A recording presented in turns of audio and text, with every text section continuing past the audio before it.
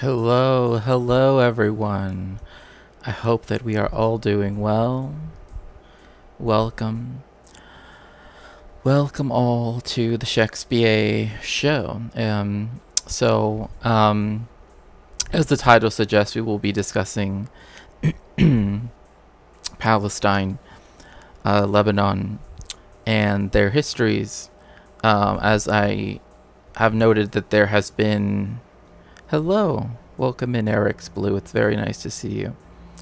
And so I wanted to sort of go into a bit of the history for both. I know I've gone into the history of Lebanon because the civil war and the lead up to it is something that, I've always found to be personally very important to study on my own. And of course, Palestine is, it's not only just an object of study, so to speak, but it's also something where I am, producing, work, written work on the subject. But meanwhile, in the interim, I was thinking that it might be interesting to look at different perspectives of how to look at things like Zionism or the Nakba or the Nukhba, and sort of place those into contexts that are theoretically different. And what I mean by theoretically is like critically, like how we view things critically. And so I wanted to start with a video that is titled, and I think it's a very fascinating way of thinking of it, but it's like Zionism according to its victims, right? And I think that is a better way of formatting a discussion on Zionism, because if it's always whatever the Zionists, hello Keiki Inc., welcome in, and what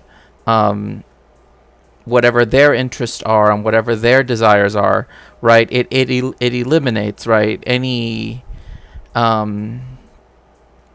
real mention of the Palestinians and others that have suffered because of this, and so I think that it's important to reframe a lot of these questions. So I thought that we would be doing that today to sort of look at how we would try to address that. As much as I would love to just play the movie, the Battle of Algiers, which is a very good movie. It's it's one of those movies that everything about it is just, it makes me wish I lived in a city like Algiers, but I also know that, I also know, yeah, you have it downloaded? Nice. Yeah, I was thinking about, community night, because we haven't really had one in a while, mainly because, I haven't been able to, stream consistently because of, other things. But I would really like to have a screening of it, because you could, okay, yeah, because I really think that people who wouldn't necessarily be interested in, for example, talking about counterinsurgency and blah blah blah, that's it, people are interested in it right now, so that's something that and it's just a good movie.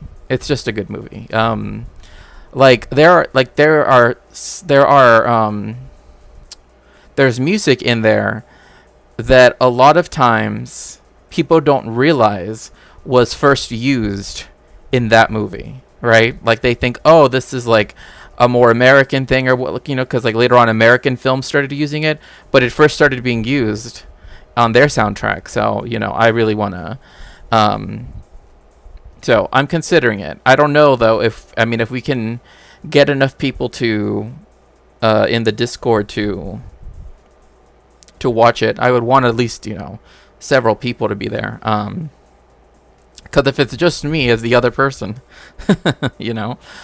So anyway, so as I was saying, let me turn off this music here so that way we could listen to this. He talks about a very specific film, by the way, and I am trying to find a downloadable copy or like a copy that I could just view, because I think I've seen it before, but I think I saw it, and I kid you not, like, this shows you, like, when I did my PhD work, like my coursework for it, like years ago, I actually had to go into the library, and they had to, like, have us, you know, like, watch, like a group of us had to go together for the most efficient watching, right? And they had, like, you know, like the movie on tape or whatever, and then we all had to just watch it in the little room and take our notes. And once the movie was over, like, then we had to leave. So it's a very it's a very distinct memory, but you know, it definitely shows you how. I could do a poll, yeah, for sure. A film that stays with you for years. For me, this happened with this movie. And what's funny is... Oh,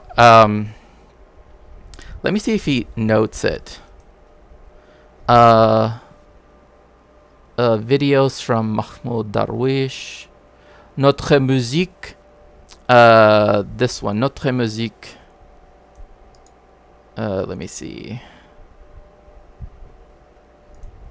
I don't like the whole film. It's just this one scene. And I find myself thinking about it a lot these days.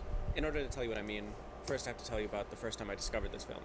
This was back in 2018. I was sitting in a bar in Beirut with some friends. And Beirut is obviously very important. Like, if you don't know, look, like, when I was in the Middle East, I felt bad that I couldn't. I mean, I felt bad in many senses, but I really wish that I could have gone to Beirut. I didn't get a chance to go. I really wanted to. I know I've read a lot about, again, like, about Lebanon, and it's a place that I've wanted to visit, like, even my, you know, for just because there's just so much to, you know, history-wise, etc. But I didn't get to go, right? Because they were having a large refugee crisis where, like, 1 million, something like that, Syrian refugees were now within its borders, etc., etc. And so, you know, I didn't get a chance to go, but it's like one of those cities where there's just this, where there's a lot of those kind of, like, fragmented memories of that people, like, when they talk to me about it, that have lived there. Not just like, oh, I went there once when I was a kid. No, not that. Like, people that live there, especially, like, if they were young adults there, they have all of these, like, fragments of memory, right? And what I mean by that is that it's part of, like, another life that they lived, right, so to speak, right, before they had to leave. So yeah, I've always found that very fascinating. It's on Google Drive. Okay. Oh, you do. Interesting. So anyway, sorry, I don't mean to go off on these things about, like, memory and all that stuff, but it's kind of like I can really empathize with that, because I also have that, like, when people ask me about, like, oh, when you were growing up in Tijuana, what was it like, right? Because people have an image in their mind of what Tijuana is, and then I have my own experience, and I'm like, well, you know, people think of Tijuana as La Revu, like, just this one tourist street. They don't think about the other, like, almost 2 million people that live everywhere else but that street, right? So Projected onto one of the walls of this bar was a film, played without sound. I didn't pay much attention to it. It just looked like some whatever film. Until I became aware of a brooding figure standing completely still. I found myself growing increasingly curious. And then he spoke. لكن الحقيقة لها وجها. لقد استمعنا إلى الرواية الإغريقية وسمعنا أحيانا صوت الضحية الطروادية على لسان يوربيدس. أما أنا فإنني أبحث عن شاعر طروادة لأن طروادة لم تروي حكايتها. I was honestly kind of shocked because this is And like that is a really yeah. Oh yeah, okay. Like that is a very good point, right? Like we never get to hear about the Trojan War from the Trojans, right?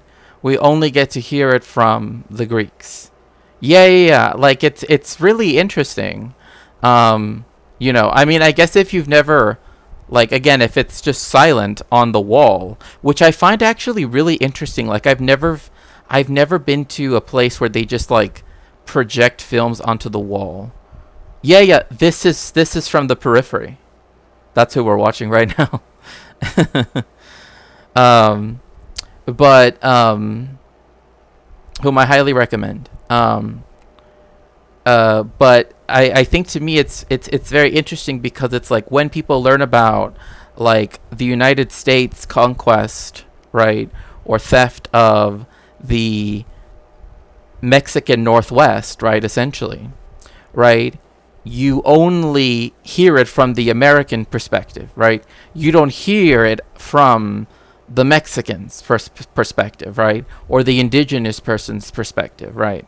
Like you don't hear that. Yeah, they said everybody who stayed here was going to get citizenship, as I've brought up in other streams. But because the United States at that time made citizen contingent upon you being white, it always knew it was going to break the 8th article of the treaty that it signed, the Guadalupe Hidalgo Treaty. And so it was able to take the land of, et cetera, right, dispossess all of these people who were not considered by American standards, right, to be able to be granted citizenship. And you had people who had to fight in court to prove later on, had to fight in order to prove their legal whiteness, right? And it's this very strange thing. It's like, well, what do you do then when, on one hand, you have people that like won in court, right, saying that, oh yeah, you're legally, hello Daymao, welcome in, hoot hoot, that you've won legal whiteness, right, but you're still viewed as racially other, right? It's this very strange thing to talk about, but in many ways, right, like this also goes to, I mean, that's just one thread, right? That's not even everything else, right? Like we don't know the story from the dispossessions. We don't know the stories from, like we don't hear it from the Mexican side, right? We don't hear the destruction that the United States brought to all of Mexico as it, invaded all the way down to Mexico City. So again, that's why I think it's important to consider what they're trying to say. So just some character in some whatever film. This is Mahmoud Darwish, the Palestinian poet. I remember so well I turned to my friends and I told this to them, but they were absorbed in some other conversation. So I remember turning back to the film and focusing on it and trying to absorb everything he was about to say.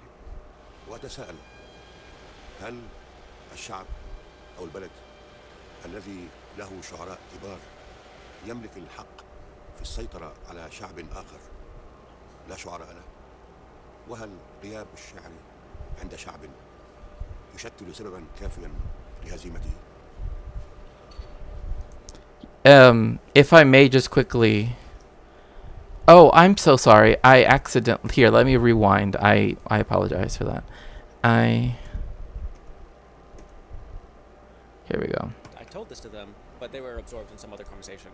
So I remember turning back to the film and focusing on it and trying to absorb everything he was about to say. وأتساءل هل الشعب أو البلد الذي له شعراء كبار يملك الحق في السيطرة على شعب آخر لا شعراء له؟ وهل غياب الشعر عند شعب يشكل سببا كافيا لهزيمته؟ What's interesting is I remember that there was once a kind of an outrage at Saul Bellow. Hello, Megastar. There was an outrage at Saul Bellow because he said something along the lines of, well, who is the Tolstoy of the Zulu people, right? Like he actually decided to do that, right? That kind of comparison. And it's like, it's an illegitimate comparison, right? It cannot be made, right? Like, people just fundamentally do not understand that when you've been colonized, and you're even while you're even imperialized, still ongoing, and neo-colonized, your country is not made for success, right? Like, your country is being exploited. Everything about it is being used for the benefit of other people that you don't know, right? And so to say then that, and I think this question is, does a people without poets, right, justify, right, their justify their coming under control of another people? And the answer, I'm so glad to see you, Raven. Also, by the way, that song you dropped in general, it's good. It's good. Like, it was funny because there were some people that were like, like you're finally listening to that song, because I haven't really like been listening to music like that in a while. I've been kind of like focusing on other things, but it provided a nice respite. But that is one thing that, to say things like that, right? It's like, why haven't the Palestinians done XYZ things like the Israelis, as if there's any equivalence, right? Again, yeah, la chimichanga, yeah, exactly. And so in this way, right, Mahmoud Darwish, by asking this question, it's actually really fascinating to ask it, because it's like, that is exactly what the colonial powers did, right? First, of course, you have them disregard, right, whatever we did have, right, in the colonized world, right? Where, Tenochtitlan, now Mexico City, Tenochtitlan, had a larger population than London or Paris, right? Had libraries, had indoor plumbing, had all of these things, et cetera, et cetera, et cetera, right? But that was all taken away, right? So it's always like they want you to produce something equal, but whatever you do have, because it's different, doesn't get to be considered equal, right? So it's this very strange in the logics of colonialism. But هل الشعر إيماء أم هو أحد أدوات السلطة؟ هل بإمكان شعب أن يكون قويا دون أن يكتب شعرا؟ If I'm honest, at the time I had no idea what he was talking about, but I had this great impression that he was saying something profound, something that I couldn't even make sense of at the moment. And before I could make any attempts at it, he continued. أنا ابن شعب غير معترف به بما فيه الكفاية حتى الآن. أريد أن أتكلم باسم الغائب، باسم شاعر طروادة. فإن الوحي الشعري والمشاعر الإنسانية قد تظهر أكبر في الهزيمة مما هي في النصر. And it's very interesting, because there's also this idea, right, that like history is written by the victors, right? But also, as with poetry, right, the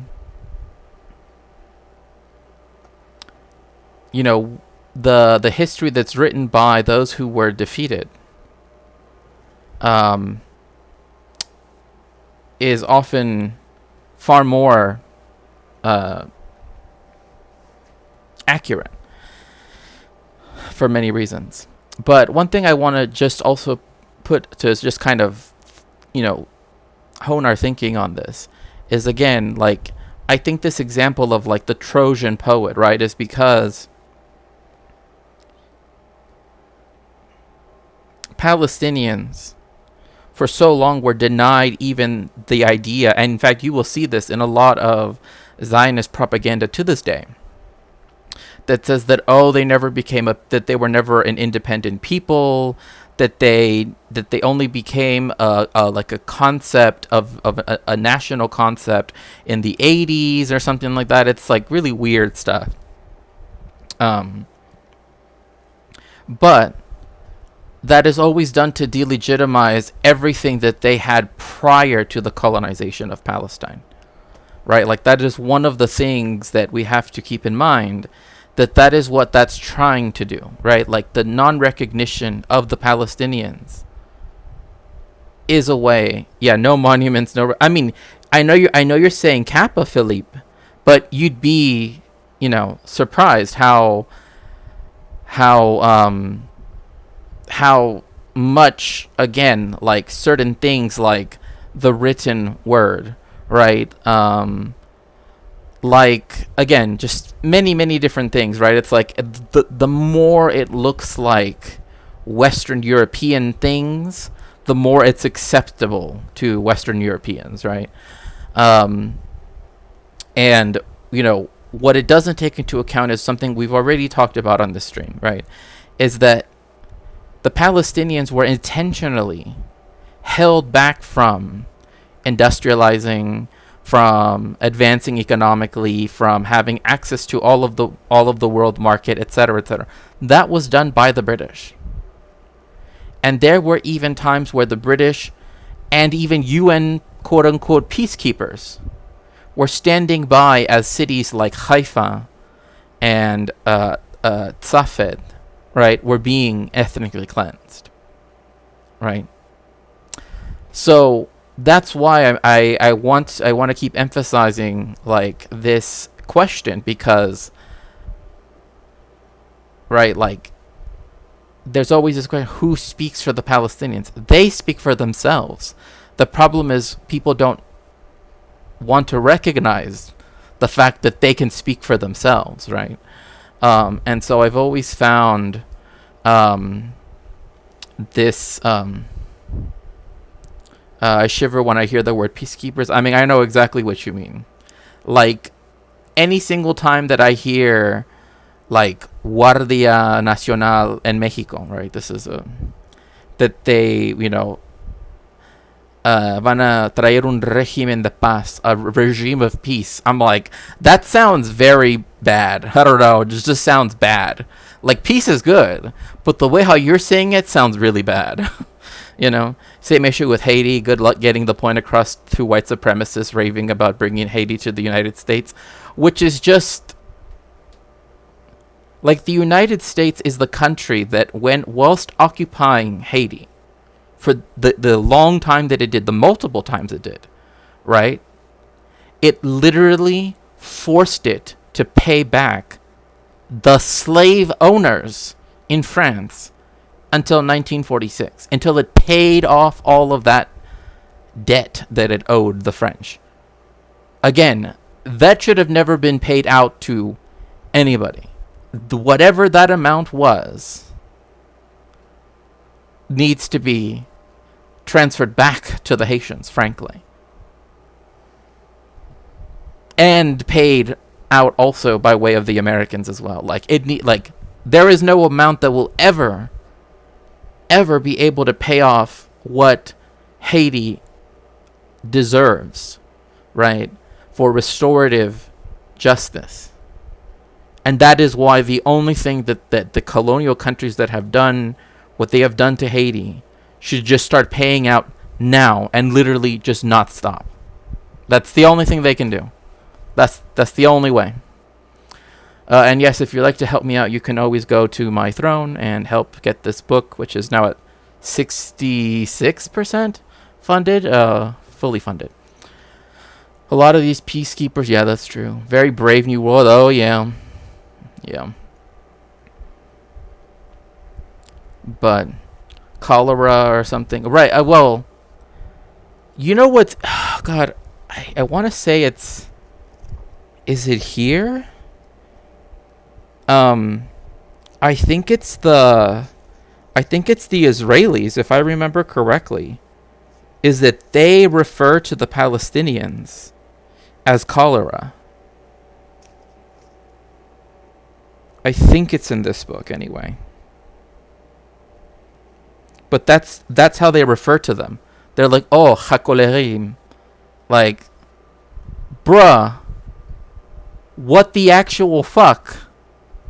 You don't call anybody anything, but you for sure don't call anybody cholera.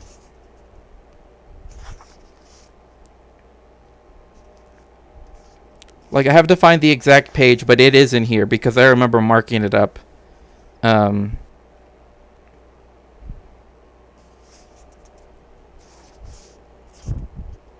Because I remember the discussion about Bab al-Shams, or the gate of the sun. But yeah, that's what they would call the Palestinians,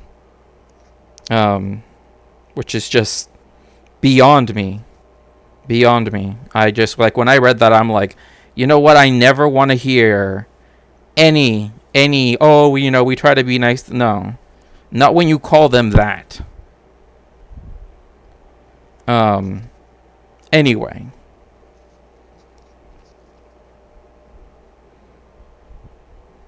I mean, even like Operation Scissors and then Operation Biur Hametz, like, if people don't know what Biur Hametz is, that's literally like when you clean your entire house for even the slightest amount of possible material that could be leavened. So all the flour, all the blah, blah, blah.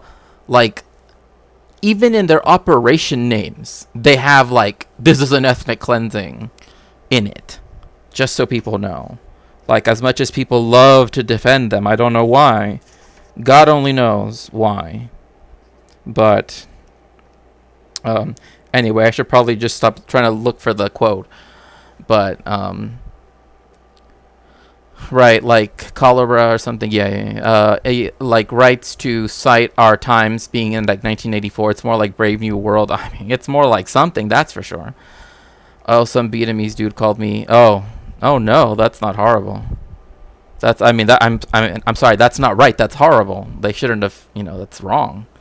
Didn't affect me. I was just confused. Yeah, I just, again, like, I've been researching because I really want to finish the article that I've been trying to get out, but because it's such a long time period, it's making it. Oh yeah, here we go. It's literally on the next page. Today, quote unquote. Oh, so this is a quote. Today they are cholera. He told this interview, adding that they, quote, spit into the plate that fed them, end quote. That's from Palti Sela, who was an IDF officer. Yeah, Yigael Yadin. So there we have it. I imagine because they vested interest in Western hegemony. Oh yeah, for sure. Yeah, I'm not joking. Like, that's why I say, like, if you're gonna talk about this topic with me, just know that, like, I don't just no Zionist talking points. None of them. I don't want to hear any of them. Oh my goodness, thank you so very much. Adrian Vixen, thank you so much for the raid. Welcome streamer, welcome raider. This is Shakespeare. I am a cultural historian focusing on Jewish history and Latin American history, and we're currently having a discussion. Hello Carla, welcome in. Welcome in. I love your hug emotes. Those are like the best hug ones. We're currently going over the concept of Zionism from the viewpoint of its victims. And so if you would like to, make sure to get nice and cozy, make sure to refresh so you get counted as a viewer. And if you would like to, make sure to follow. I would really appreciate that. And yeah.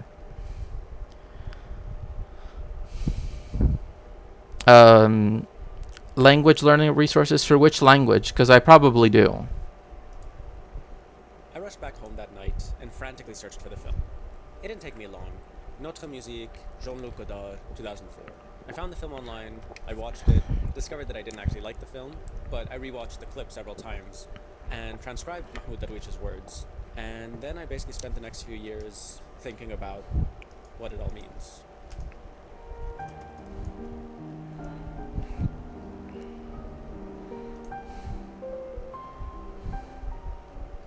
Although I never fully stopped I hope that that's him playing it and not.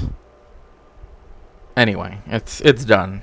thinking about this film and that scene and its implications. The last 10 months of barbaric violence by the state of Israel in the form of genocide, aggression, and settler colonialism has definitely made thinking about stories. Please make sure to shout out. Feel a little unnecessary, or at least not the most pressing thing. But I was recently reminded of the centrality of storytelling and of stories in the Palestinian struggle for liberation when I watched this TED Talk from 2014. Stories are also important in our lives as Palestinians, as people. Oh my gosh. So this is Rifat.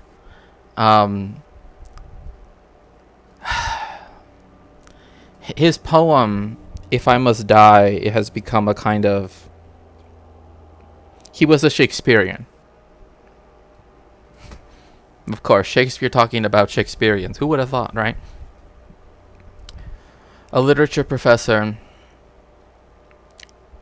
lived in Gaza, and had called out many people to the point where this is also the person that I believe a certain streamer, it doesn't matter, I don't care about the streamer, but I remember that there was a streamer that laughed about the fact that he was targeted and murdered by the IDF because again he's a prominent academic in Gaza. In fact, a lot of academics have been targeted and murdered by the IDF. So, but Rafat's poem "If I Must Die" has become one of those poems, right, that really speaks to the plight. Yes, got co-opted. Wonder what's that about? Yeah, but As native peoples on this land, not only because they make us, they shape us, they make us the people we are, but also because they connect us with our past. They connect us with our present. Like, I remember the pictures of Rafat when he went to Shakespeare's Globe Theatre.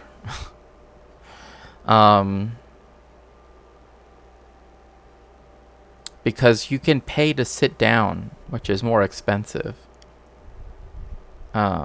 They name everything like, oh, the queens, the kings, whatever. But if you pay £5, you can you can stand on the floor, right? Like, you're right at the stage. And like, if you want to get like the real, like, what was it like in 1600? That's very close. I'll put it to you like that. It's very close. I'm also thinking of a direct quote that was co-opted. Amy Schumer said it once after people gave her shit. Oh, yeah. I mean, there are a lot of people that just try to escape their, like, honestly, I just don't know how you can be openly, like, pro-Israel, like, Zionist anymore. Unless you're just like completely in a vacuum, right? Like completely just divorced from everybody else. But I don't know. And they prepare us to the future. For those that don't know who that was the martyr poet, Rafat al-Hariri, who was assassinated by the Israelis on December the 6th, 2023. He's possibly best known for writing the poem, If I Must Die, which has become an anthem of sorts. So, here, I'll try to read. I don't know if this is the full poem. I think it might be cut off, but I'll read what's present. If I Must Die by Rafat al-Hariri. If I must die, you must live to tell my story, to sell my things, to buy a piece of cloth and some strings. Make it white with a long tail so that a child, somewhere in Gaza, while looking heaven in the eye, awaiting his dad who left in a blaze, and bid no one farewell, not even to his flesh, not even to himself, sees the kite, my kite you made, flying up above, and thinks for a moment an angel is there, bringing back love. If I must die, let it bring hope. Let it be a tale. His words, and indeed his whole story, really reminds me of what Derwish was talking about when he was talking about Trojan poets. I think the story and the poetry that both men were talking about can both be understood literally and metaphorically. That is, I think they're both actual stories that Palestinians tell, but also the story of Palestine as a whole. It has become painfully clear that the state of Israel, its government, its institutions, and substantial, significant portion of its population don't consider Palestinians to be human. And in many ways, the Western states, institutions, media organizations, and also large parts of their societies as well, don't either. And so, if you don't... That's one thing that I just don't understand. Like, it's interesting how Americans and Western Europeans take other people accepting their humanity or knowing their humanity, right, so to speak, right, as like just completely for granted. Like, of course we're included in this category, right? But it's everybody else that can be, like, you know, questionable, right? Like, it doesn't even make sense. But yeah, Periphery is Lebanese. think these people have a right to live. Hello, I Schmegling. also don't believe that they have a right to narrate their lives. It is important to note that most formerly colonized societies have already for decades stood in solidarity with the Palestinian struggle for liberation. I'll pull up just one example of this here, which is a General Assembly resolution from 1960. Yeah, so let's see here. United Nations Assembly Resolution 3236, recognition of Palestinian people's right to self-determination. So green is 4. Spain doing well. Portugal, essentially all of the Eastern Bloc. Wait, so this was 74, so then this would have been the Soviet Union still. So this map is kind of inaccurate, I guess. Yeah, it's weird to have present day borders over the way how it was before, but okay. And then there were abstentions. This abstention makes me very upset, but 74, I'm trying to think. Oh, I mean, there just is no reason why. And Vietnam also didn't, there's no info on it either. Strange.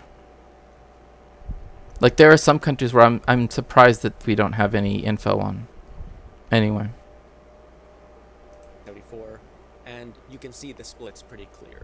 But only more recently is there Hi, a new Tails welcoming Wings. development, which is that there is more discussions and mobilizations and actions in the global north, in the metropole, the imperial centers, in support of Palestinian liberation and struggles against occupation, and now against genocide. But that shift has yet to reach spaces with institutional power or influence. But I do think stories and narratives do... You know what I hate is once it does go into those spaces of power and influence, all the people that were denying, all the people that were, you know, saying whatever, are going to act like, oh, they were always on the side of the... That's what I hate. And you know that they're going to do it. You know it. They're going to say, oh, no, see, you misunderstood. I was misinformed, you see.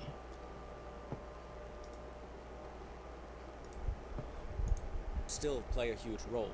This is what I think that Wish was referring to when he talked about poetry as an instrument of power. I think the story of Zionism has... I don't want to do that thing of like, oh, well, you know, poetry, if we go back to its ancient roots. But poetry comes from the Greek word poesis, right? Poesis literally means creation.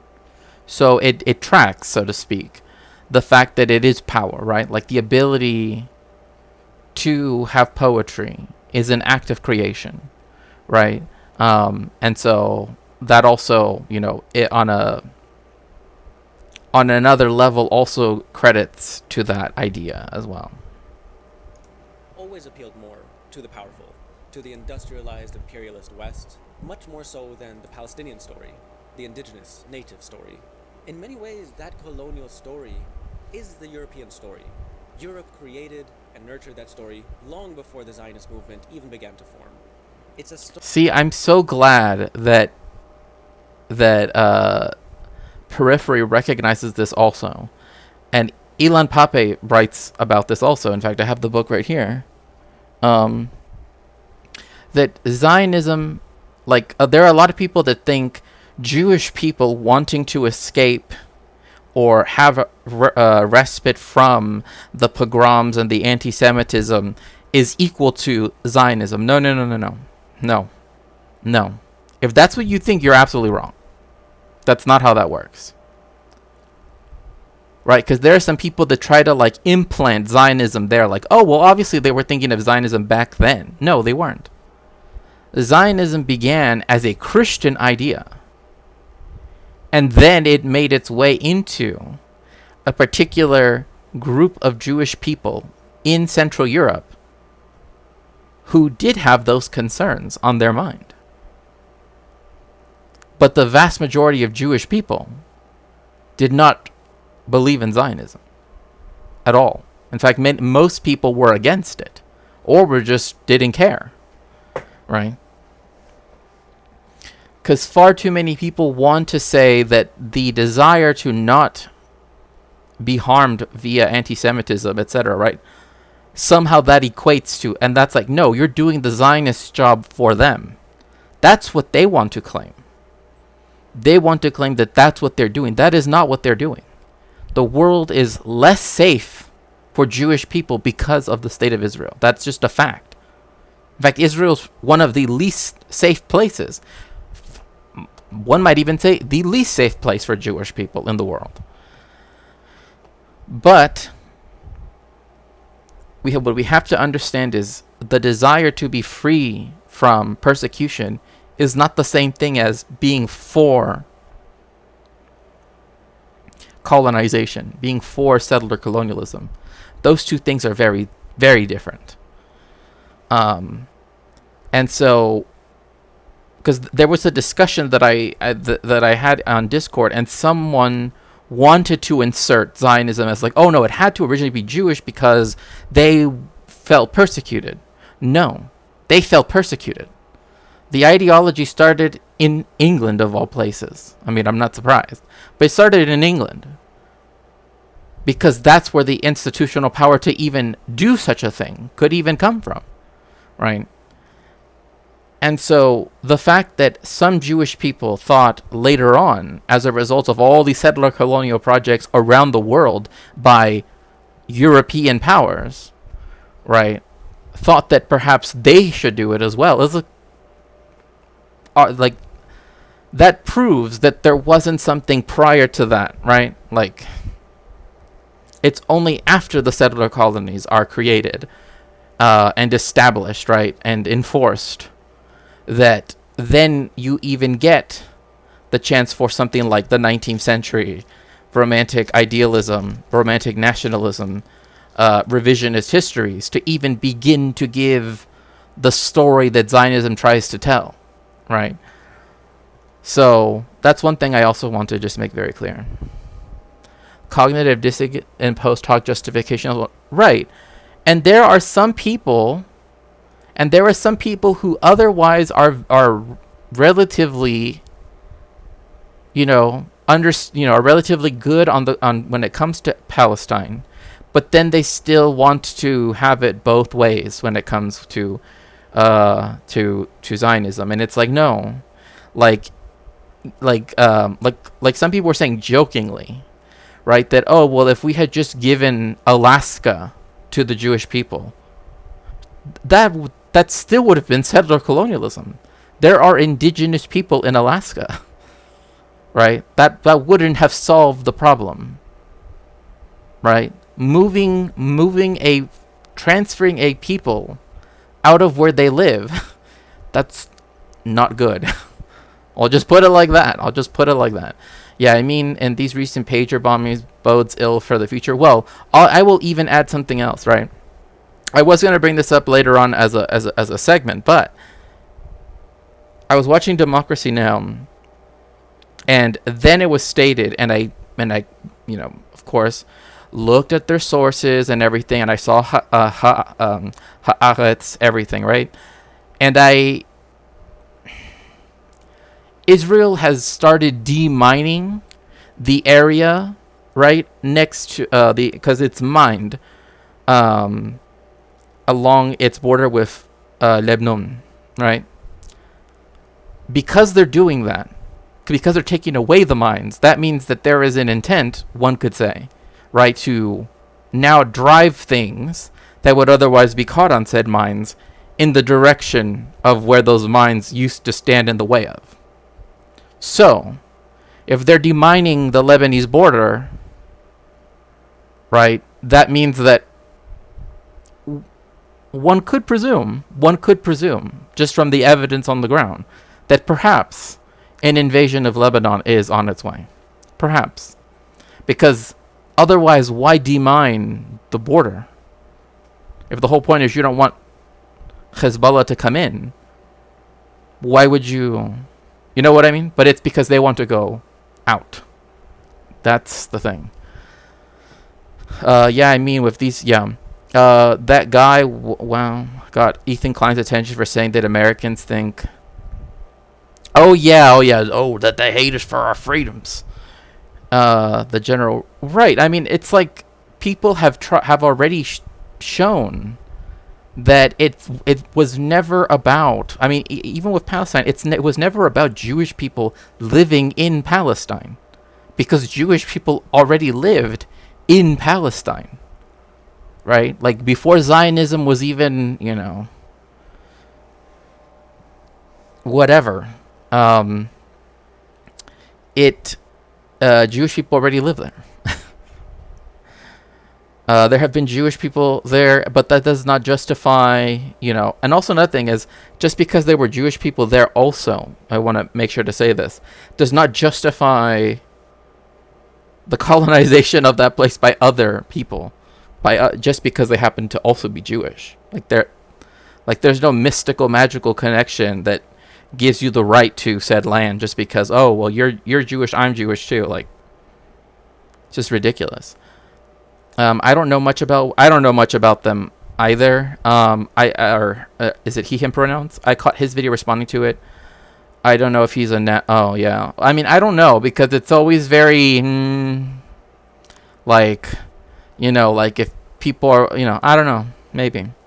But what he said is just true. People like Ethan Klein, well, Mel has its weird moments. I mean, I'm not surprised. I mean, again, I'm not surprised. It's not something that I find too content-brained. I mean, but again, if it's this belief that, oh, the reason why the Palestinians do what they do is because Israel is just so much of a democracy. That's not why they're doing it. I don't know what to tell you, Ethan, but that's not what it is. British people pioneering colonialism since its inception. Yeah.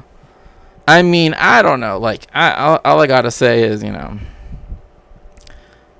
enough with the Bugattis, okay? Enough. Story that I think Europe and its extensions have never really disentangled themselves from, both ideologically and materially. And I think that hideous face, that barbaric violence of that era, is really showing its face once again. But like all colonized people, Palestinians have always offered their resistance, in many ways, including armed struggle, but also through telling and retelling their stories. And maybe for the first time, in part because of social media, many people, and here I mean in the Global North... Oh, what did I read? No, someone said it. There was someone said something weird about... Oh, what if Alt-Hist said something weird about, like... the left has taken over the world because of TikTok or something like that. I'm like, bro, I do not know where all, like, whatever you're smoking, I literally need it to be, like, all of it to be collected and sent out into outer space. We do not need that. Are understanding Palestine from the mouth of the Palestinian. There is with that a need to re-examine and Oh, wait, let's see here. We got some more chatters in.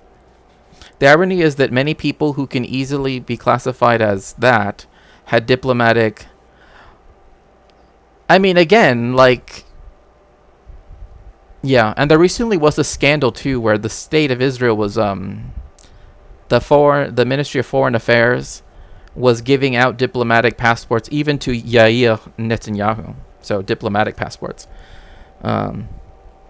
Before you, okay, fine, like, okay, there can be one sample, but only once. Hey, hello, powerful finger. I know, but I just don't remember what he said because it was in one of his text walls that I'm just like, what on earth are you talking about? And I don't remember if it was in his anthropology of the left or his anthropology of the right, where he just comes out and just, says, I don't know. Revisit the hegemonic narratives on Zionism, on Palestine, because those narratives still exist and they still hold tremendous institutional weight. And at the same time, the counter-hegemonic narratives don't have that same institutional backing. Edward Said, the Palestinian scholar and theorist, put it very well in this interview with a very young Salman Rushdie. There seems to be nothing sort of in the world that sustains the story, that keeps it there. In other words, unless you're telling it, it's just going to drop and disappear. Sort of, like Scheherazade. So it needs to be perpetually told. Perpetually told and be told. Yeah, exactly. In order to be, whereas you feel that the other narratives are there and they're kind of permanent and they're, they have a kind of institutional existence, and you have to just try and work away at them. Seen in this way, stories can have a subversive aspect to them. They can be counter-hegemonic, and in some ways they... that weren't pretentious titties all along? I mean, if you say so. But there is this aspect too, is that like it's institutionality of what's canon, right? Like this is why there are lots of people that call to decolonize, right? The curriculum, especially in universities, right? Where it's like, you don't need to read the Odyssey in order to be, a good historian, right? You don't need to read Thucydides necessarily to be a good historian, right? There were other people that also wrote, what we can see as like the beginnings of, blah, blah, blah, whatever, right? But it's this desire to never use anything that is not, right, a sort of cis-centric, heterocentric, right, white-centric, etc., right, that just makes it so that when you do have these stories, right, they're seen as somehow going against the values of that quote-unquote, And that's why, like, people want to blame it on DEI or CRT or whatever the hell they think that it is. Like, honestly, I don't even know anymore. They just, like, blame everything. Titles. Oh, well, because it had two T's. It had two T's. They can be a site of resistance in and of themselves. Now, Edward, But, now you've brought into the world the concept of pretentious titties. So, now you know. Said warns of this. If we stop caring about stories, if we stop telling our stories, if we stop listening to our parents, we create space, we create vacuum for others to occupy this virtual space in our past, in our heart. I wanted to play at least a couple of clips from that TED Talk because I think Rifat's story is such an embodiment of what he was saying. The Israelis want to kill the story, and in order to try to do that, they kill the storyteller. But as Palestinians have shown, they can never kill the story. They have... Now, this is something that has been spoken about vis-a-vis pretentious titties. Yes. Yes, Dame Al. The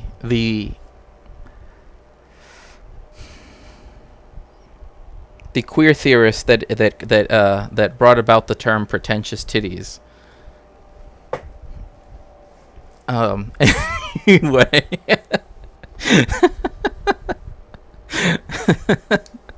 So anyway, band name called it That would be a very interesting band name. I will admit, good band name. So, this is this goes back to the idea of the Battle of Algiers, right? OMG, 30 peeps, amazing. Yeah, I know. I'm surprised.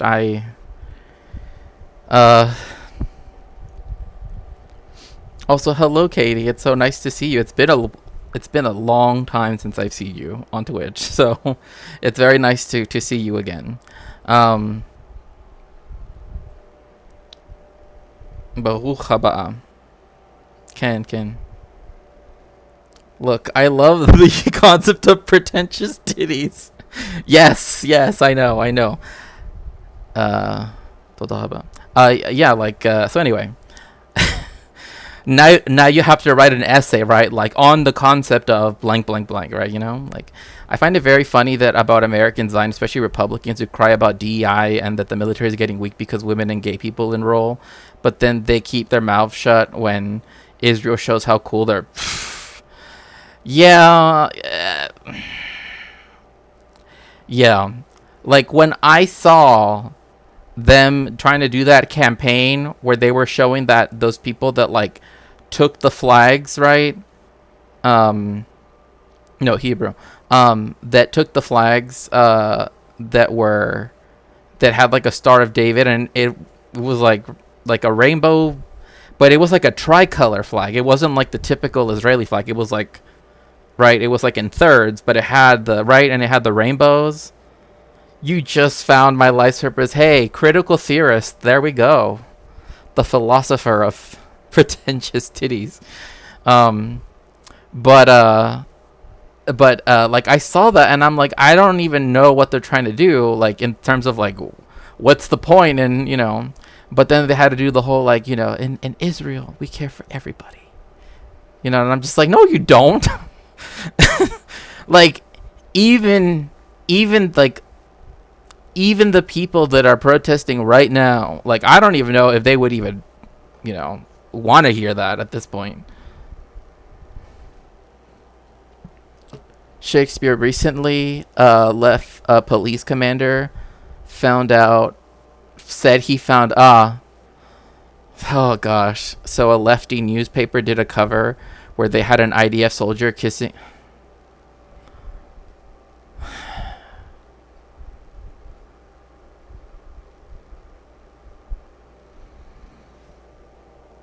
Oy. For what?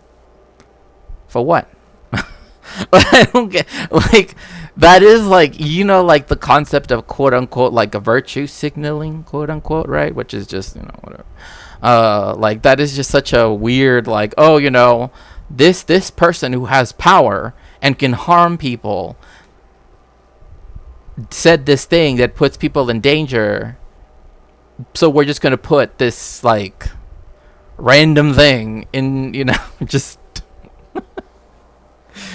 the color combination is worse than the regular. It's just so weird. It's so bad. Like, come on, bro. Just stop. Just stop. Like, just, like Aaron Levy, you know, like, all of them. Like, they just need to just stop. Just, like, literally... Twitter needs to be banned globally. Just stop just literally do whatever you like. Do the thing where, like, no signal can come out of Israel, right? And just, like, finally we can just, like, have some regular stuff on TV. Like, my goodness gracious. I'm so gay that I'm critical of the color composition. I mean, I know that there have always been discussions about how to go about representing all of that, for sure, like, artistically, right?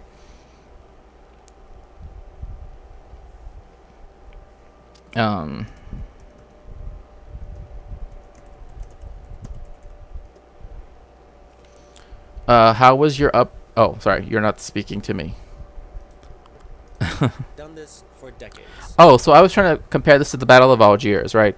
So in the Battle of Algiers, they do this thing where, I kid you not, they have like it looks like a flow chart, kind of, right? But it's essentially like, there's the president of the FLN, La Front de Libération Nationale of Algeria, right? And then he's like, he knows two guys. So essentially, like, their whole thing is like, the National Liberation Front, right, runs their whole thing like the Avon lady. You know what I mean? It's literally an MLM. Like, that's kind of how they think about it, right? Like, they know two people who then get two other people who then get two other people, but the two people don't know each other, and but whatever. So then their whole thing is like, we can work our way up the chain, right? And eventually get rid of the main leaders, and then we will be done, right? Like, oh, it'll be over. And there is a scene where I think it's Colonel Mathieu, and then the general, and then the name they give it, Opération Champagne, Operation Champagne. Like, get out of here. Anyway, so in the Battle of Algiers, which is not one battle, it's titled that. So yes, they're able to, do all of this. They're able to get rid of the highest members, whatever. And this is it starts in 57, I believe, and then they finish doing that, operation in 1960. And then the general and the colonel say, I'm glad that we finished this, right? Because now we can focus on the mountains, right? And the mountains are far easier.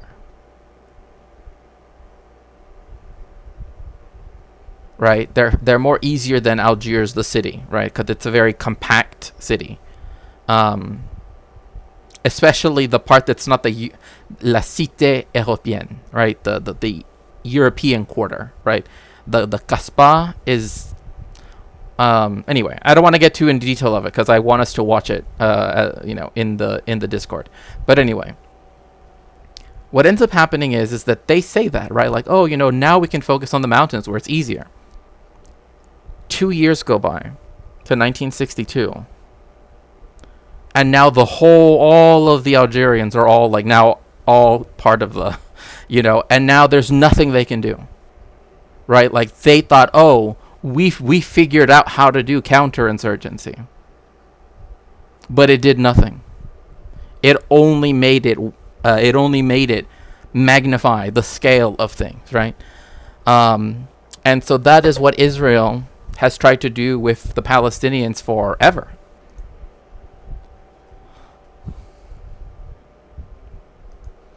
It's funny because... Oh, so you did security at the Tel Aviv? Oh, nice. Well, I mean, it's nice that you did security for the parade, because I do remember that guy. What was his name? The one where he, stabbed people at it, and I'm just like, what the... that's why I hate when people are like, oh, it's so accepting over there. I'm like, no. They promote themselves as being very accepting. That says nothing about, how it actually is. But anyway. And indeed, every genocidal regime has done this. Because if you want to kill a people, you have to kill the story of those people. And that's why every genocide has always included the mass killing of writers, academics, scholars, and poets. Palestinians know this has always been an aspect of Zionism. And that's why Palestinian elders always indicate that... In fact, sorry, this is going to go to Sabra Veshatila in a second. This is to the point where, and I've mentioned this before, where they would make it a point, right, to have people do reconnaissance missions, I guess is one way to put it, right? So go into towns into villages, right, that were Palestinian, figure out who's the elder, right? Who are the people with the knowledge, right? Specifically so that they can start there, right? Like, that was the things that the technically 3.5, I guess, because the Palmach was part of the Haganah, but the Haganah, the Irgun, and the Chalechi, right? The Return of the Jedi has an absolutely intolerable music number in the middle of it. Does it? Je بقول له بعد جيل أو 100 جيل بعد 100 جيل يعني أنا بموت وغيري بيموت ما ينسى فلسطين أماني برقبته. Telling and retelling their stories is a task that every Palestinian. So I want people to remember that quote, that whether one generation or 100 generations, that we never forget, although this was directed at Palestinians, but for us, that we never forget all of the struggles. But of course, we never forget the Palestinian one, not one generation and not for 100 generations until it's liberal. Atzal. Oh, okay.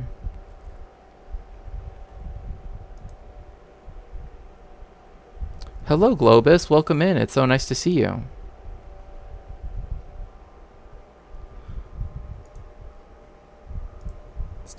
Indeed, every colonized person holds incredibly close. But I think it would be a mistake to simply typecast the colonized, or the subaltern, if you will. In other words, I don't think it's enough to understand their situation, even if understanding it from them themselves, but rather I think we should all constantly attempt to understand the structures and histories we all live under from their perspectives as well. That is, not simply to understand the colonies from the colonized, but also to understand the center or the metropole from them as well. I think this is basically this is one of the things where people will discuss, for example, the Belgian Congo, right? And they'll discuss all of the atrocities, and correctly so, right? But very rarely do we see any critical scholarship about how the people in Congo itself and their relationship was to the metropole, how they saw Belgium, how they saw their relationship to Belgium, right? Which is a very different way of thinking about coloniality, right? It's not just how they think about their colonial status in that moment, but it's also like, in fact, this is something that actually does come up in the battle for Algiers too, where they begin to say, so what they end up doing is they end up taking over the Kasbah, which is like the main square, I guess one could say, of the non-European part of Algiers, right? So essentially the indigenous part of Algiers.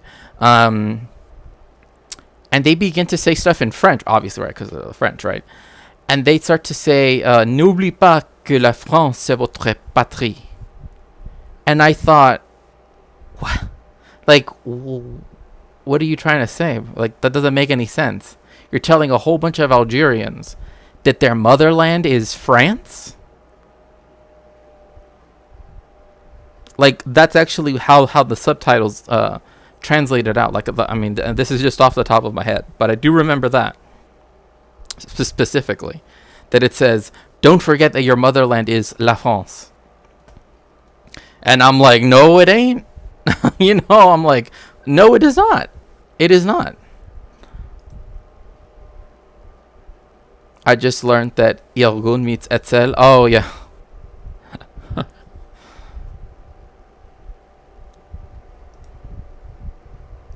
Just a shorthand description of what post-colonialism is.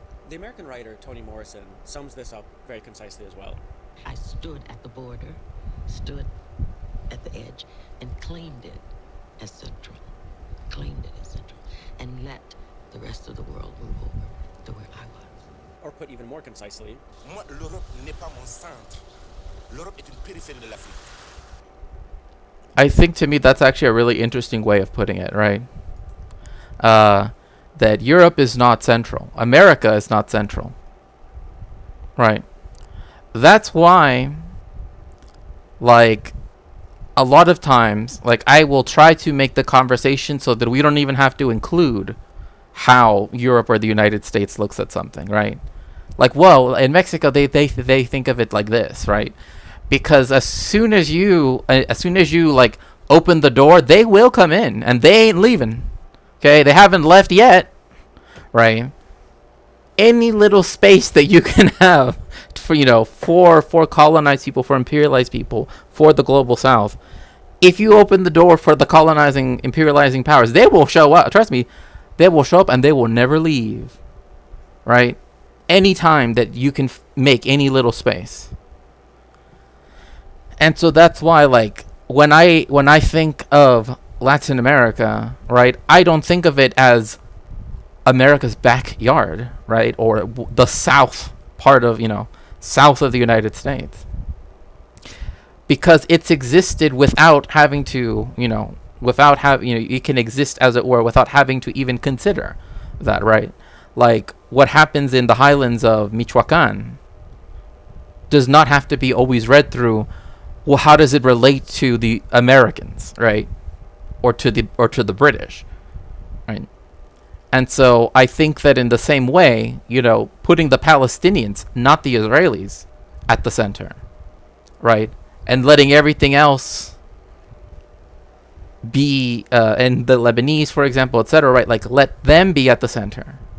It's something you have to do. It's something that takes work, right? It's not something easy, but it's something, because we're so used to being like, oh, well, in America, we think like this, we do that. It's very difficult to suddenly put the colonized first, the colonized space first, or the subaltern space first. But once you can do that, then you can actually begin to think about how the relationship to the metropole is, right? And how it's peripheral, right? You don't have to let it be central anymore. And that is a way that you can actively be an ally to people that are colonized, right? That are oppressed, right? By not having to see things as the center, right? Like Western Europe, like the United States, because it's not, right? So here are 2 notes on the terms that I'll be using before I start the video proper. For the first part, I will be talking a lot about victimized and marginalized and oppressed people. By this, I definitely do not mean victims are static people who lack any agency. The complete opposite. I think people who are victimized under certain structures of domination actually hold an incredible amount of knowledge and awareness of those structures. And that awareness, I think, is something that all of us can benefit from. As Bell Hooks says in this essay entitled Marginality as a Site of Resistance, marginality is also the site of radical possibility, a space of resistance. It was this marginality that I was naming as a central location for the production of a counter-hegemonic discourse that is not just found in words, but in habits of being and the ways one lives. It offers the possibility of radical perspectives from which to see and create, to imagine alternatives, new worlds. And like, there's actually there's even this, like, even in the colonized sense, when it comes to colonized people within the United States, right? Like the Chicano people, the Puerto Riqueño people, etc. And also the indigenous people, African American people, etc. Right? That it's like, it's in the spaces that have been marginalized, right? It's the spaces that the hegemonic power, right, does has kind of how should I put this, exiled to the farthest reaches, right, where very often you can go to, and that's where the counter-hegemonic discourse, as Bell Hooks is saying here, right, that's where that's created, right? Like the marginalization is a fact, right? And so trying to use that marginalization, right, so as to resist, right, is a way of being counter-hegemonic in and of itself, right?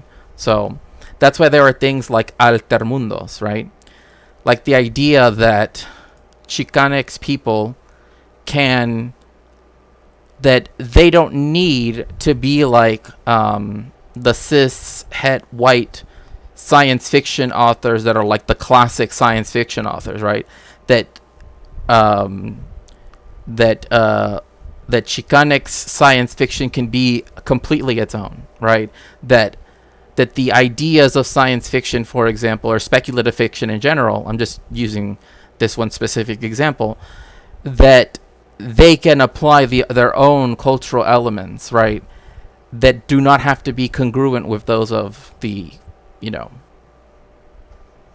of the writers of, say, Dune or whatever. So. And secondly, I will be talking a lot about Zionism. And by Zionism, I don't mean a historical movement way back when. No. Zionism is what's happening today. It is what is still unfolding to this present moment. It is also the framework that connects the genocide in Gaza with the settler colonial campaign in the West Bank, with the Israeli aggression on Lebanon, and with the attachment to Western imperialist interests and why Western states are so heavily backing this rogue colonial regime. And I really think that you cannot understand the current genocide in Gaza without first understanding the Nakba of 1948. And you can't really understand the Nakba without understanding Zionism. And I hate to add a third one, but I don't think you can fully understand Zionism without understanding colonialism. So what I'm going to do in this video is not present two equal narratives, because in no way are they equal. Rather, I'm going to try to present in part. Oh, that's a very hard question. Is there a historian that... what's my favorite historian? Oh, gosh. Goodness gracious. It depends. Like, it depends on what. Like,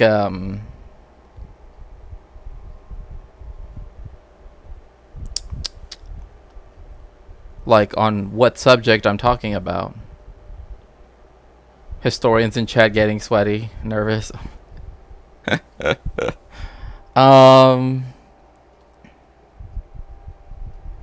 Gosh, that's a hard question to answer. It really depends on what we're talking about, but I guess I could say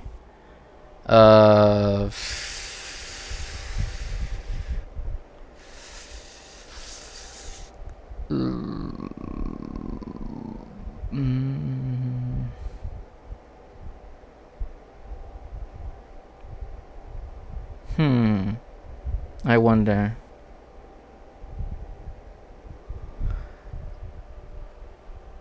Chat gift 10 subs and chicks. Well, I mean, if they want to gift 10 gift subs, that's up to them. They are not at all. I'm trying to think. Gosh, that's such a... I mean, that's a good question that I should, I guess, have some answer to, but for some reason I don't seem to have one. Like, right off the top, like, oh, who's a general historian I could choose? Let's just go with Ilan Pape. I'll just go with Ilan Pape, just to be simple. Right, you don't have...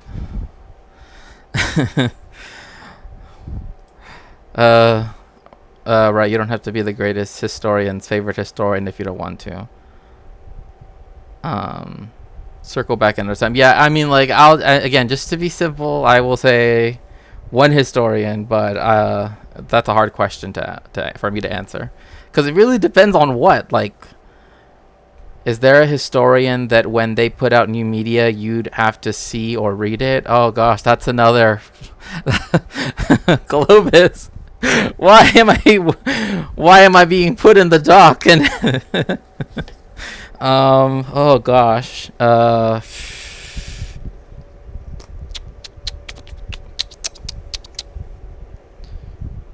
Oh gosh, this is so hard. Well, the issue is, like, one of streamer doesn't like attention. Oh, I guess not. Also, what did you mean by your long wow, by the way? It makes it sound like you're like, oh, like, oh, I can't believe you chose that, Shakespeare. Chat wants to know that, historian. Oh, gosh. That is such a hard question to answer. I honestly don't have any good answers, in the sense that I would be like, well, one of them, however, is sadly no longer with us. Yeah, I was about to say, one of my favorite historians is no longer with us, and that is Maria Elena Martinez. That's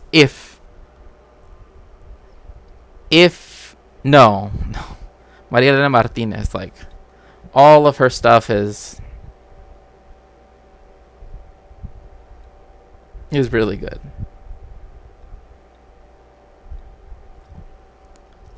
I don't know who my fave historian, hint, their name looks like it's pronounced Robespierre, but it's actually pronounced Shakespeare. I mean, if you say so. But yeah, like if there was a book, like say there was like posthumous, like there was a posthumous text, right? That was of Maria Elena Martinez, right? That they discovered it among her papers and they published it. I would get that book immediately.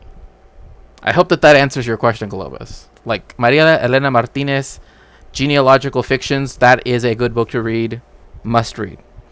Especially if you want to know about like race and colonization and all of that stuff. So, that way they can't say something evil after. No. Bill O'Reilly, no. Imagine.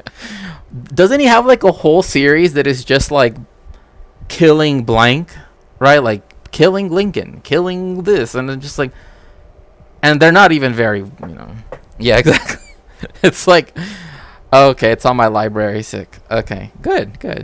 But I still want Katie to tell me what the WOW stands for. Mark Levine. Oh God, no. I can't even entertain that, even jokingly. No way. It's like, who's your favorite historian? The counter-hegemonic narratives of Zionism that are produced in its margins by its victims and its resistors. Erica Blue. Even with everything going on today, the task of telling and retelling this history and these narratives from the Palestinian standpoint is something that Palestinians are still taking on, even amidst genocide.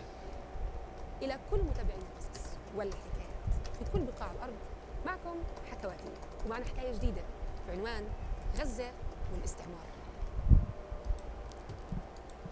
I found it incredibly powerful that after 6 months of surviving and documenting genocide, herself now displaced in a tent in Rafah, that Bisan would return to her original passion, storytelling. I think to me this is just like one of those things where,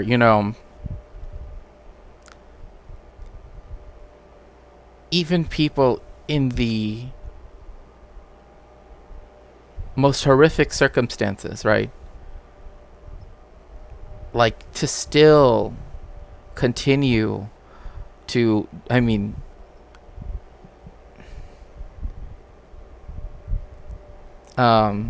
here to take my job.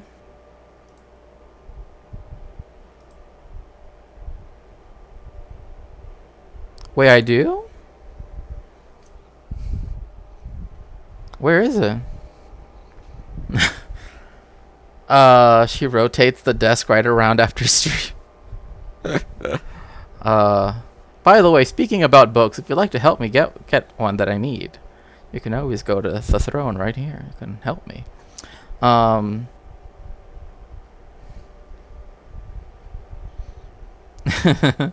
But like the fact that she's willing to, again, like even in the worst of circumstances, I honestly could stay here all day for the rest of the day, just telling you all of the horrific things that are going on in Gaza.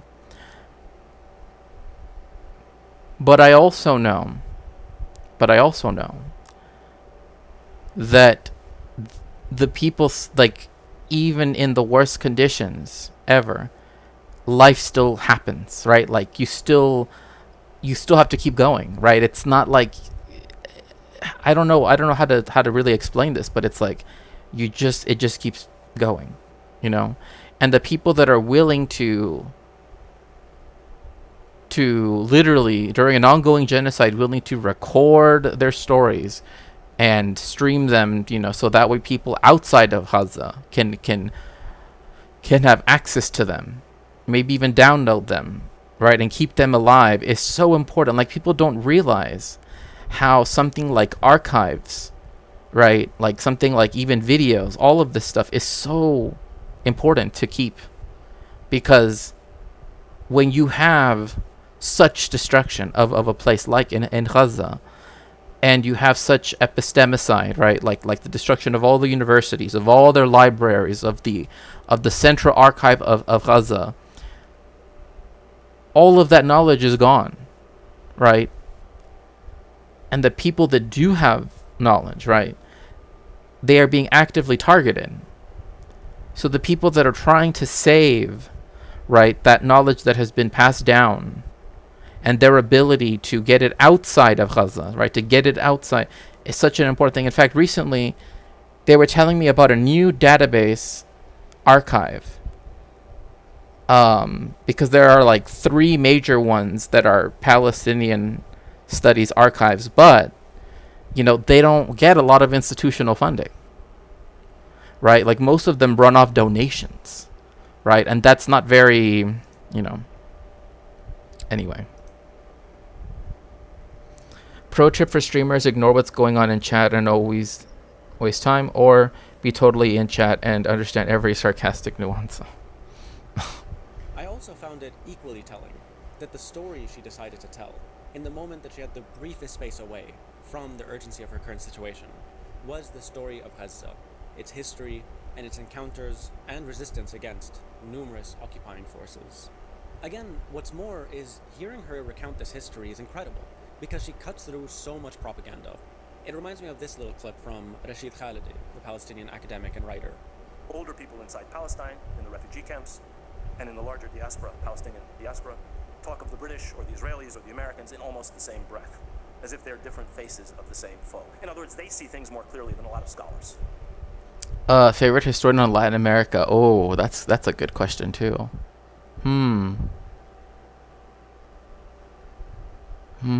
That's a very good question.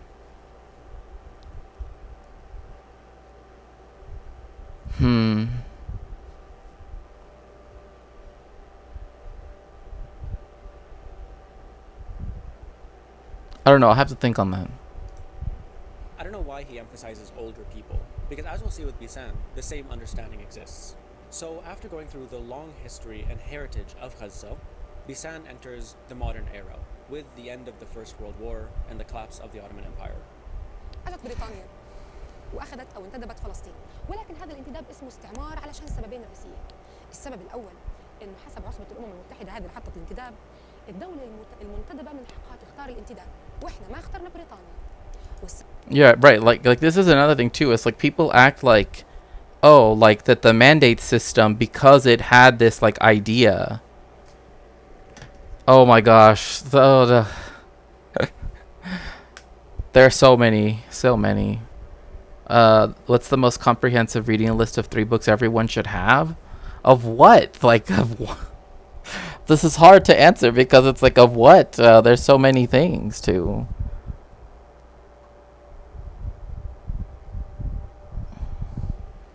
But the main thing is that the British mandate, again, this was because Britain invaded the Ottoman Empire, right? It fought, obviously people remember Gallipoli, but also it invaded Palestine, right? And afterwards claimed, right, both Palestine, Jordan, what is now Jordan, and Iraq, right? And so when it was given the mandate, right, people like to point, well, see, it says that it's supposed to form a country.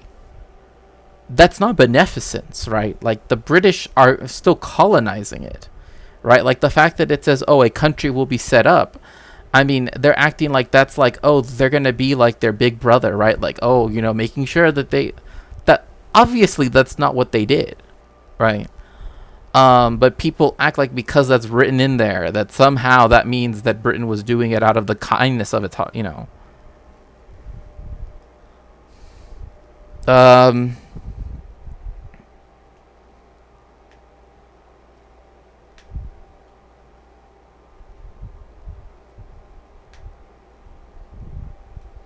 Lobbying for Zionism on Both Sides of the Atlantic by Ilan Pape. David Hurst's History of Lebanon, and also Culture and Imperialism by Edward Said. السبب الثاني انه الانتداب بيجي علشان يساعد اهل الارض في انهم يستقروا، ولكن بريطانيا شو عملت؟ الفرصه اللي كانت تستناها الدول الاستعماريه. See what I mean? I come from Lebanon, and the amount of times that I've heard that the mandates weren't colonialism, that they were just trying to help us and get us ready for democracy, complete bullshit. It was. Well, exactly. Like, it's the same thing with like the United States. Like, well, we intervened during your revolution and closed off, like occupied your main port, right, for the global market because we were just trying to make sure, right, that the revolution didn't go too far. Like. Shut up. You know what I mean? I just like. Just ridiculous stuff.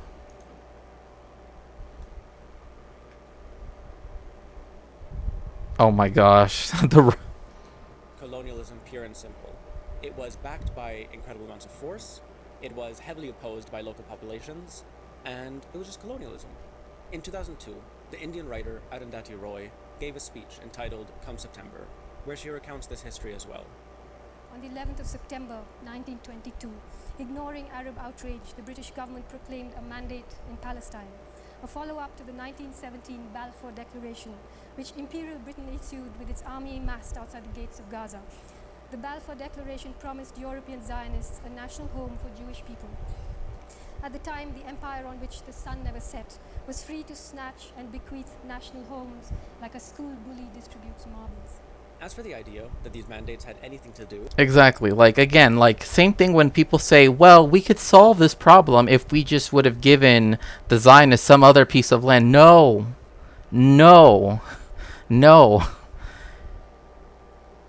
Where European Jewish people lived, that is their home. Wherever Jewish people live, that is our home. Right? Ethno-states are not exactly... have not exactly been very kind to the Jewish people. I'll put it like that.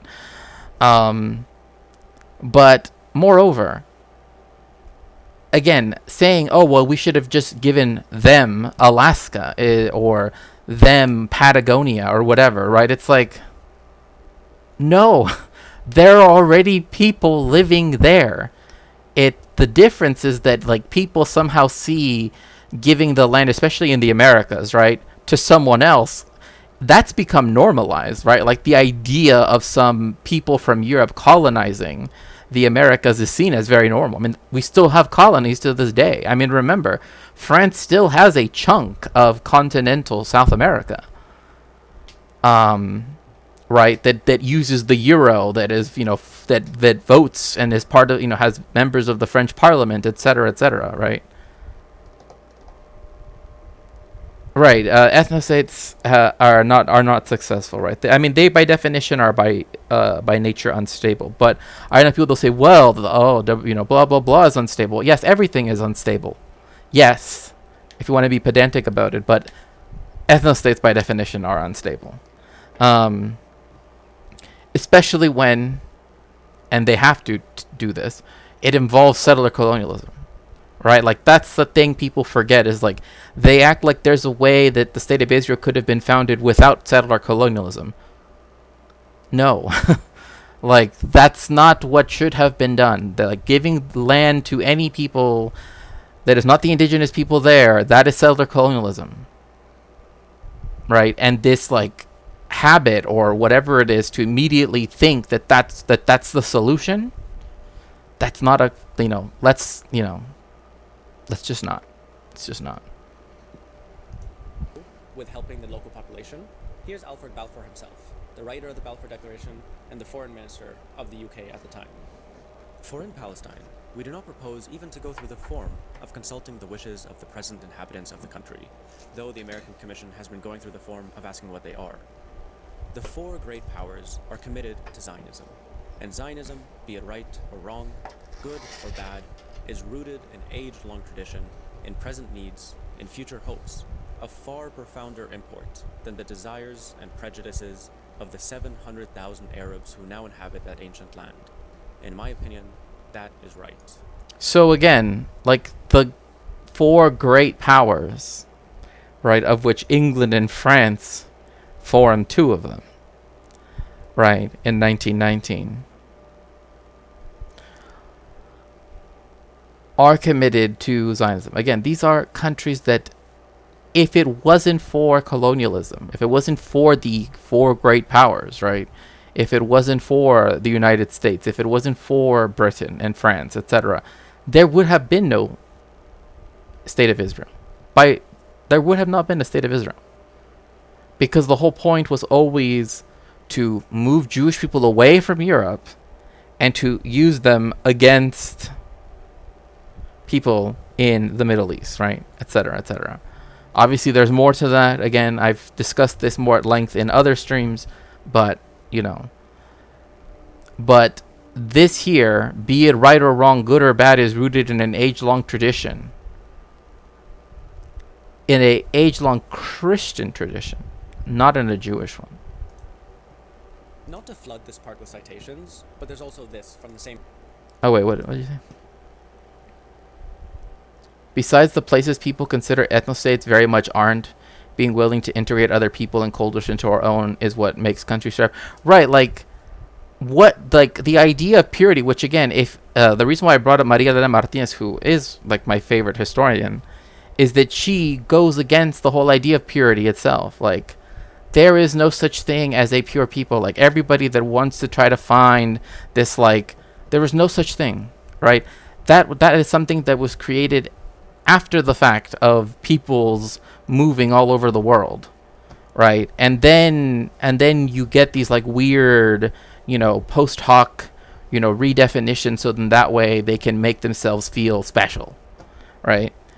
But the point being that culture, right, and this is the reason why historically when we talk about Germanic people, we don't mean any race of people, right, that they looked a certain way or whatever.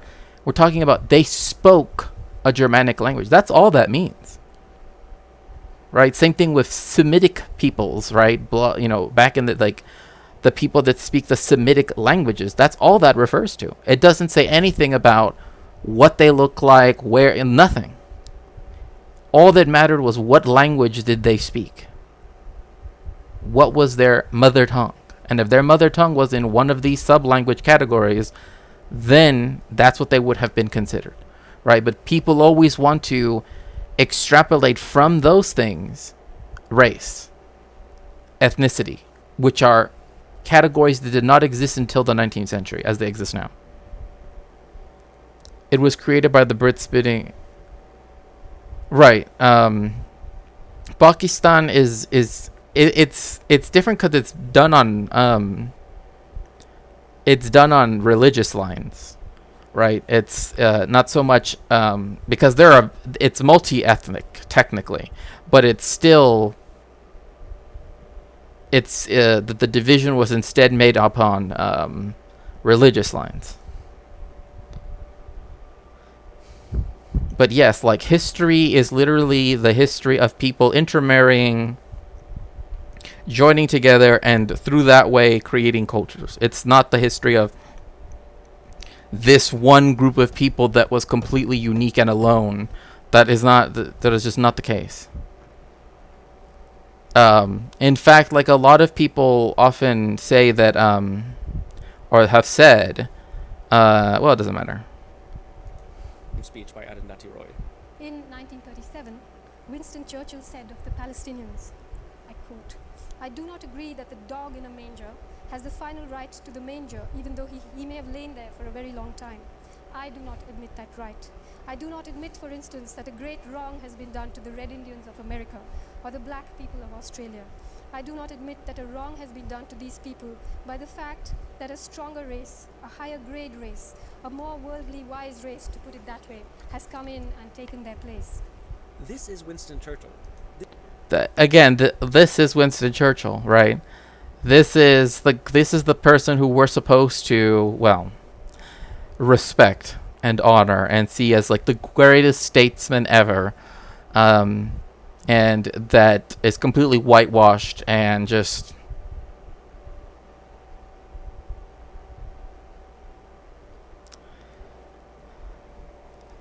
yeah, but what do you mean MIDI doctors?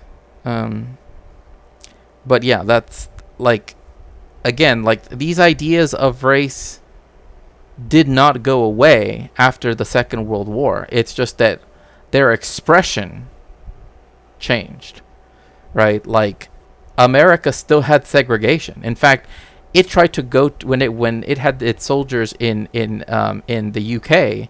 It tried to enforce segregation in the UK, even though they didn't segregate in the UK. And in fact, it actually caused bar fights with British soldiers because they were like, what are you doing, right? Because the Americans were like, I will not sit, in a non right? And the British were like, your peoples. Apropos of nothing, Churchill's tombstone makes a good all-gender restroom. This is someone who is still incredibly highly venerated, and it's almost blasphemic to say anything about him in the UK. He has a yeah, in World War II, the Americans, when they, began to, like,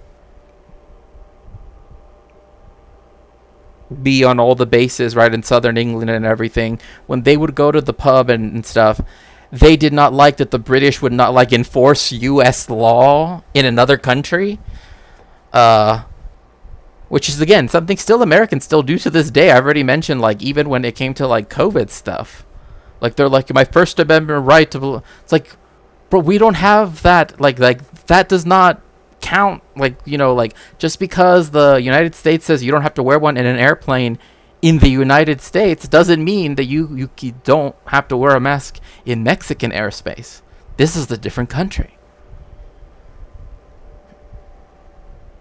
Yeah. A lot of people don't know, but Lincoln didn't actually want to end... Oh, yeah. Like, this is why there's a lot of people who have done what they call... oh, gosh, I forget what the book is called, but there's one book in particular that I'm thinking about that's talking about Lincoln and how he literally would not have freed any, he did say he has that, letter or whatever that he writes that, if I could have done it without freeing a single slave, right, that he would have done it. He would have, fought the war that way or done it that way. But he was serious about that, like really, really, really serious about that. Like any concession that could go towards the South that would appease that aspect, right, like was always there. As we know, because it still exists in the 13th Amendment. Yeah, it's still around and it's still legal. I mean, it's legal because it's except as punishment for a crime, right? It's illegal except if for punishment of a crime. He just wanted to keep the Confederacies, right? I mean, again, I imagine slavery would have been around until the early 1900s, chattel slavery. I mean, Brazil didn't get rid of it until 1888, right? So that's like getting really close to the 20th century. I mean, that's like 12 years before, because a lot of people think of the 20th century and they think of like modernity, right? Like somehow that's like comprehensible time, right? Like, 1900, like that's more time that people can grasp, I guess. Because like people they know might have been living in that time or whatever, like their great grandparents or whatever. But it's still such a strange thing to think that like how soon, right, those things are. When the Brits... Yeah, again, it was because they wanted to enforce their laws because the army was segregated. Like, the U.S. armed forces were segregated. But they wanted it to be segregated when they went out as well. And they're like, this is not the United States. So, Statue outside of Parliament, his face is on the British pound. This is precisely what I mean when I say that Europe has never gotten over, moved past, or been held accountable for its long legacy of colonialism and the fascism that it breeds. So this is the setting of the scene. And with the British control of Palestine, they... Also, of course not. I mean, America has never gotten over the fact that think about all the colonies the United States has, right? And the fact that we are systemically not even taught about them as part of our history. Right? Like, when are we ever taught about the history of the Spanish colonization of the Mariana Islands or Guam or the colonization of American Samoa? Why is it that that's just completely left alone? Like, Nothing. Or the colonization of Puerto Rico, for example. That's just completely ignored. Why? If it's a colony of the United States, if the people born there are American citizens, that's American history. Right? That's the question. But for some reason, those things have to be excluded. Even a lot of Hawaiian history, even a lot of, Alaskan history, even a lot of west of the Mississippi history, right? It's like you get Lewis and Clark and then the Alamo and then, it's 1999 and there's malls everywhere. It's like that's it.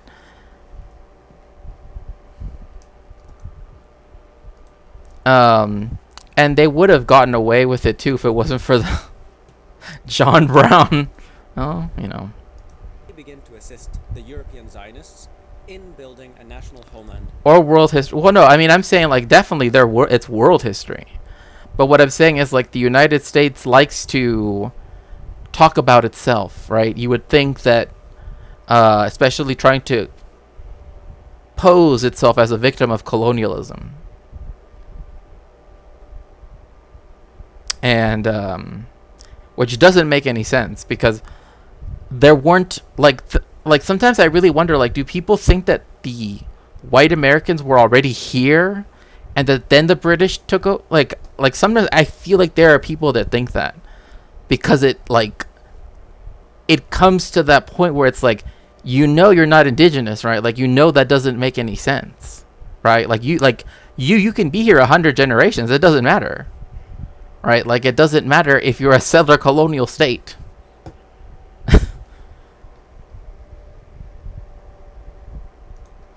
For all the world's Jewish people in Palestine. But why? هاي دولة حق اليهود أيا كانت جنسيتهم هو لإقامة مصلحة أو الحفاظ على المصالح الغربية في الشرق. Exactly. Like, they want the way how even with Trump, right? Like, there was recently something that he said, I forget what he said, but it was like really sussy. About like, oh, if you don't vote for me, blah blah blah, something about, he always does this, but he always says stuff like this, but it's literally something against Jewish people, like as a whole, right? Like saying like, if you don't all vote for me, something, right? Which is just blatantly just, I mean, he is an anti-Semite. I mean, he is. And I hate that people say, well, actually his daughter, so what? So what?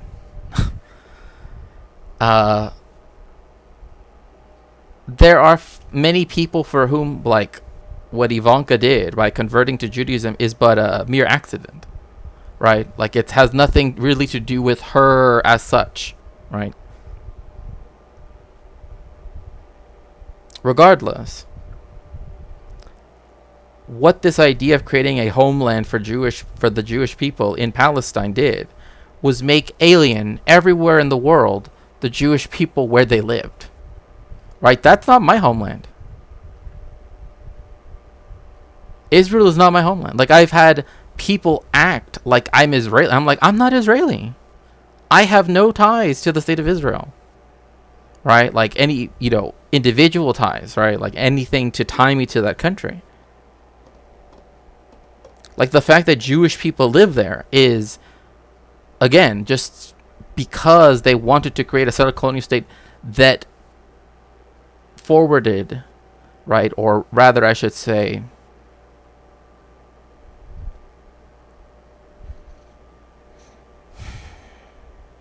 that expanded, right, Western interest throughout the Middle East in particular, right? First, the British saw it as a way to protect the Suez Canal. Then the Americans as a way to keep a permanent base near the oil producing countries, right? Because again, if you have a whole bunch of destabilized countries, right, that are also producer countries of oil, then that means that the price of oil can stay low when you need it to be or high when you need it to be.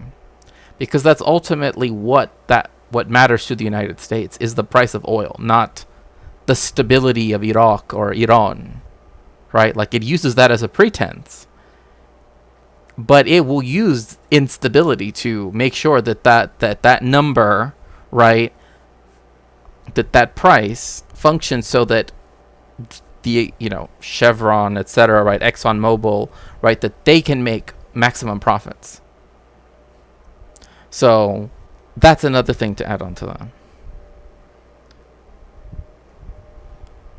But yeah.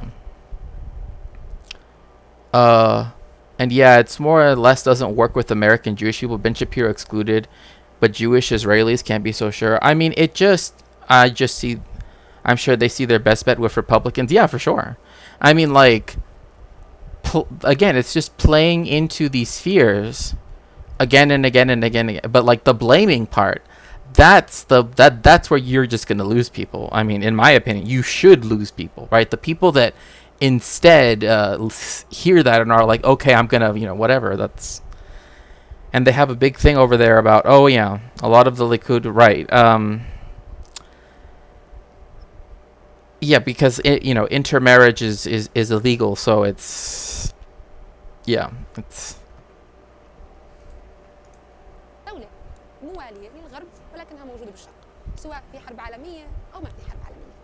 هاي الدولة رح تعمل على سرقة الثروات، سرقة الأرض، اقتلاع الشعب، الحفاظ على المصالح الغربية. If anyone thinks that this sounds like conspiracy thinking, this is precisely how Theodor Herzl, the founder of the modern Zionist movement, envisioned the Jewish state. In his manifesto. You know what I find really interesting too is that, like, a lot of times people will say that, like, Marxists, like leftists, think conspiratorially, but even Marx addresses this, and I think it's in Capital, but I could be wrong, where he's like, people will say that that this sounds like a conspiracy, but the issue is that it is doing this, right? Like this is how capital works, right? It's not as though it in itself, right?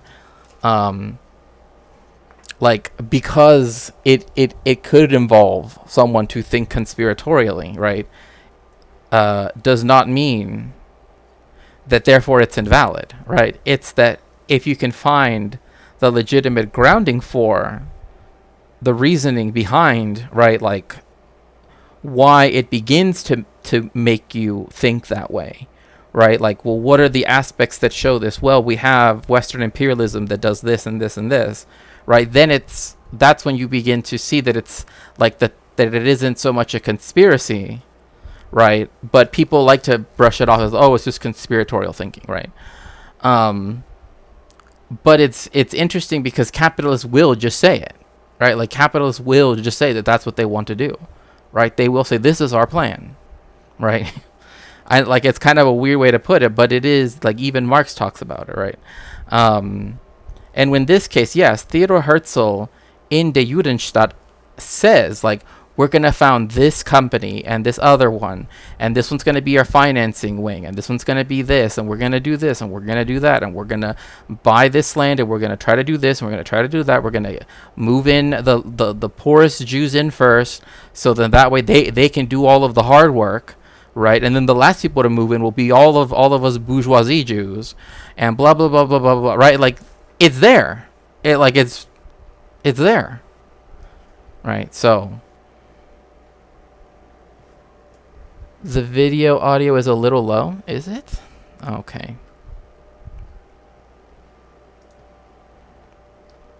Let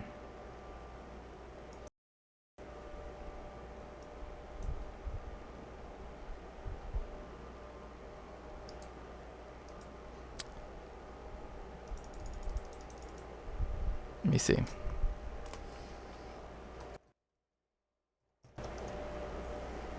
Okay, we'll see now.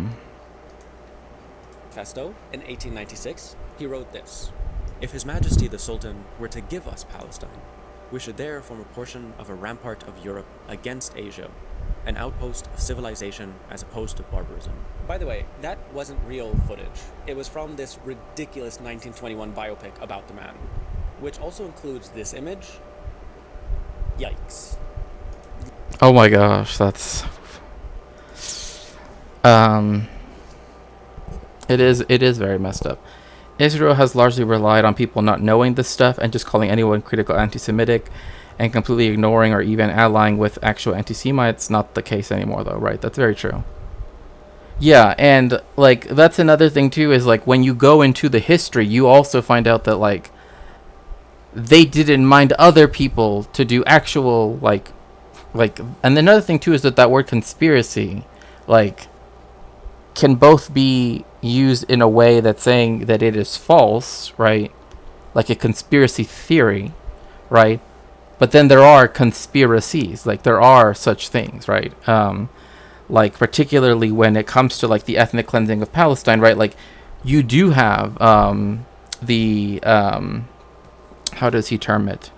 The consultancy, right? That like they are the ones who are saying, well, what we should do is we should stop just attacking rural villages. Now we have to do this and this, and it's like, you know, they specifically like when it came to Plan Dalit, right, which we've discussed before, which was like the final plan that was supposed to, you know, be their last but most violent wave of expulsion of the Palestinians, right?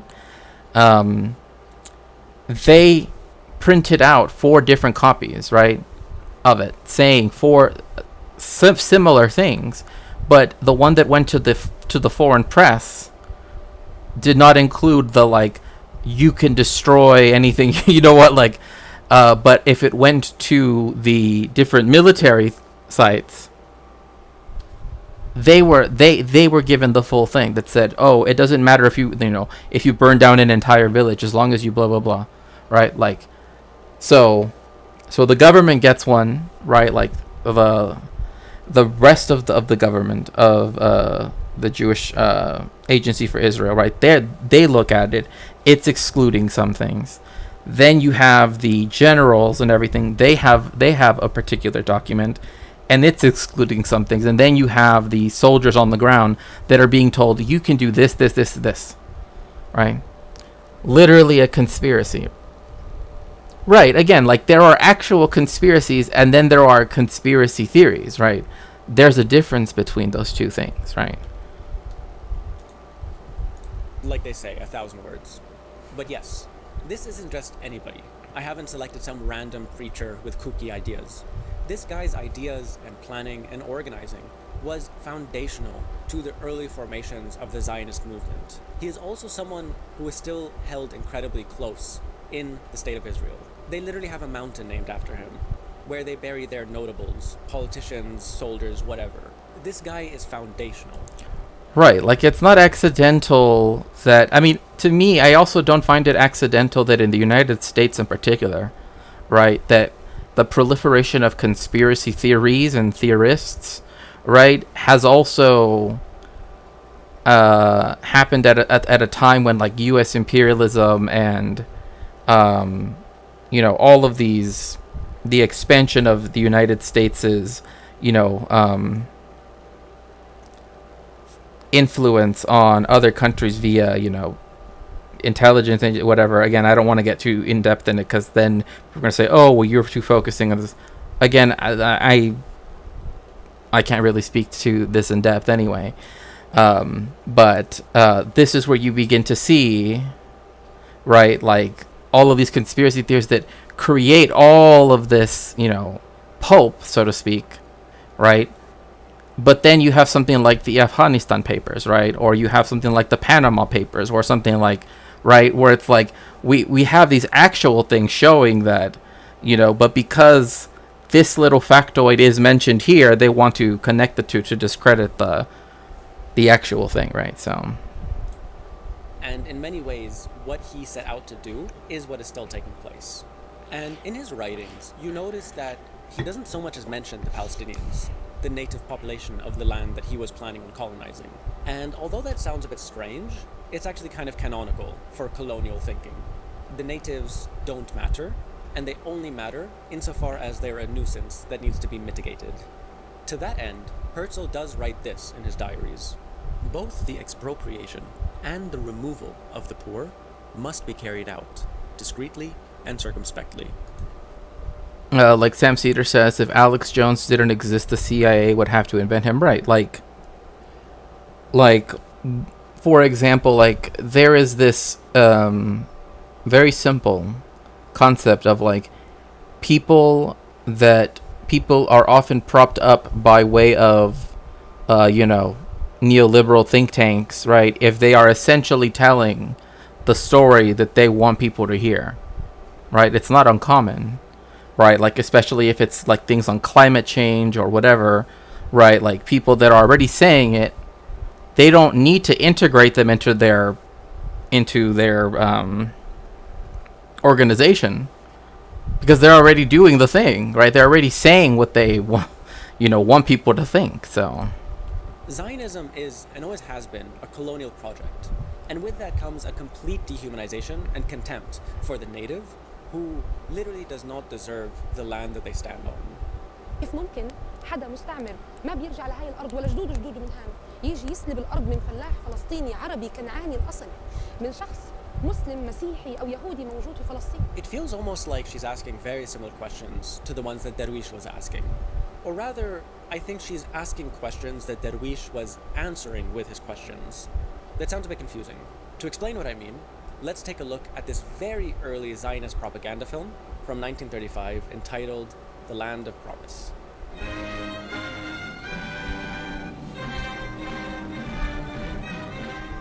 The film depicts Palestine from the perspective of the Zionist colonizer. oh my gosh, I don't know why, but I want to say like I know where this is, because there's like sand dunes in California, like if you go up towards Nevada, that looks just like this, and I know that they've used those dunes and that area of the desert here in California to film as though they were in the Middle East. So I wouldn't be surprised. It's a tough thing to parse. It's why media literacy is so important. Conspiracy theories aren't supposed to be absolute, but since so many theorists just believe them to be true and are skeptical of everything except what other conspiracy theorists says. Right, exactly. Like, I want to make very clear, I'm not saying like conspiracy theories are true. I'm saying that like what Periphery was saying is that like you might think that this is conspiratorial thinking, right? But the point is to question why you begin thinking that way in the first place, right? And then to try to find, actual, like, do the research to try to actually find out why, right? Like, what is it about this that makes it right? Because then that should open to someone who, again, is not a conspiracy theorist, someone who actually wants to know like the historical documentary record, et cetera, they would want to research and to, I would hope, right, get to know what are the things that did occur, right, as opposed to, right, because like that's the integral difference, right? It's like it's not just the desire to have some theory, right? It's are you willing to question why you think about something and try to figure out what about it, right, actually coincides with the historical record, right? Those are two different things.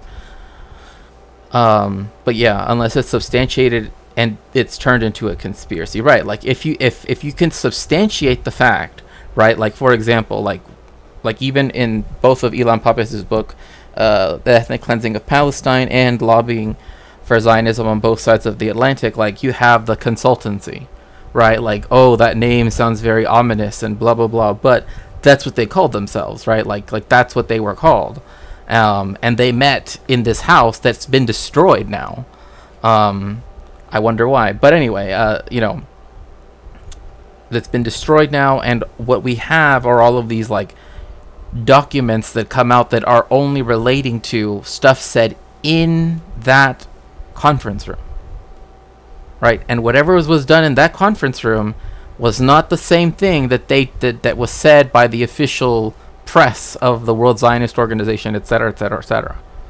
So we know that they were conscious of what, of that difference, which do happen. A lot of conspiracists actually do think, oh, Jones is an asset. I mean, I don't really think that's important. I mean, for me, it's just like anybody that starts to, right, again, like that's why I want to make clear that, like, conspiratorial thinking as such, or thinking that something sounds a little bit like, why are these things all together, right, should make one want to research and disprove the fact that, oh, that they interlock and fit all together, right? The funny part is that they have that because these outlandish theories distract from their equally right, yeah. This Dune's for you. Yeah. I mean, like, that's what I'm saying. Like, I look at this and I'm like, oh, this is kind of like when you pass Barstow, California. Oy boy. Oh my goodness, thank you so much, the big room. Thank you so very much. I appreciate it. Ooh. And we're starting a hype train as well. Ooh, should I play the hype train music? I'm starting to think I should. Let me see if I can find it really quick. Cause it's a bop. It's a bop. It's a bop for sure. But now I have to find it, so let's see if I saved it where I think I saved it. Is it here? Oh gosh, please tell me I saved it. I did save it, I just don't remember where I saved it. Oh, thank you so much, Big Room. That is so sweet of you. No, I think it's in another playlist. Where is it?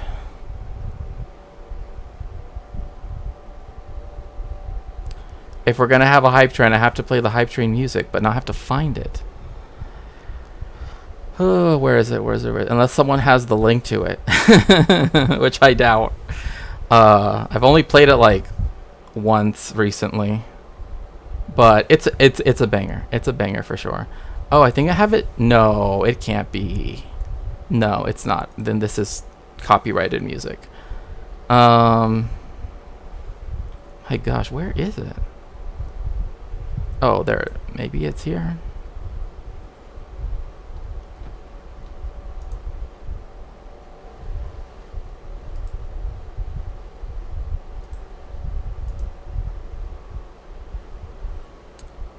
Let's see.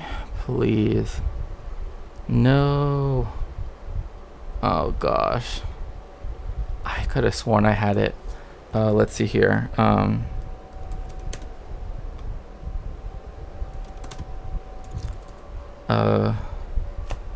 Oh my gosh, I can't believe I have that as a search on here. Oh my gosh, I'm sorry. This is bad. I should have it at the ready always. But oh, I know.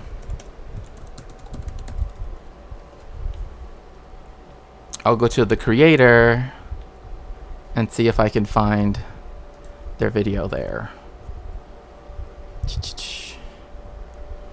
Where is it? Where is it? Moisturize me. Oh my gosh. No. No.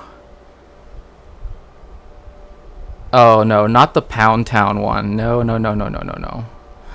Here we go. Okay, I found it. Now we're gonna do some. Okay, now we're gonna do something a little. Stuff always goes wrong when there are witnesses. Indeed, indeed. Oh my goodness, thank you so much, Omega Star. Are you hoping to buy one of the newly released Trump coins? No. I feel like they don't have a lot of value. We haven't done. So over the last week or so, there's been a lot of attention paid. Thank you. Music video. Thank you so much, KJ. We'll get into in just 1 second. Yes, sir. Big dick, big dick.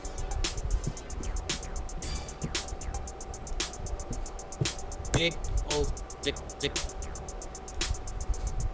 3 big balls. Look like we playing tennis. He got a big dick. I think his name Dennis. I jerked his dick until that N-word finish. His dick big and green tastes just like spinach. Dudes. I love what they said. Me all the nudes. Had to make him nut cause his balls were blue. He didn't have a clue. He's sliding in and out my ass like he's cleaning out gutters. Dick bigger than a stick of butter. So the big dick swinging up in the motherfucking hallway. He liked me and my friends cause we're all gay. We like dick. I like his ass cause it's thick. And he going to fuck my butt till I shit and dick is dry, so therefore I spit on the tip. And it gets significantly more vulgar. Like, oh, we're almost there. Come on. 4 Big ball. Oh, and they if bust that's on my eyes. They eat my ass just like apple pie. If they keep fucking me like this, I Might might just die. They bite my booty till I cry. He licked my dick and the cum start dripping. I took a bite of his ass. It tastes like lemon pepper chicken. He throw me up. 11 My pepper booty. chicken. He Oh my took a gosh. my booty like he started dipping. Met the N-word last night. Then I rode his dick like a bike. Oh my goodness. Thank you so much for the raid, DJ. Hypothetically, I think his name Mike Jordan. He fucked me while recording. He sent me butt pics this morning. Hands down, the greatest news I received. I love when I receive his BBC.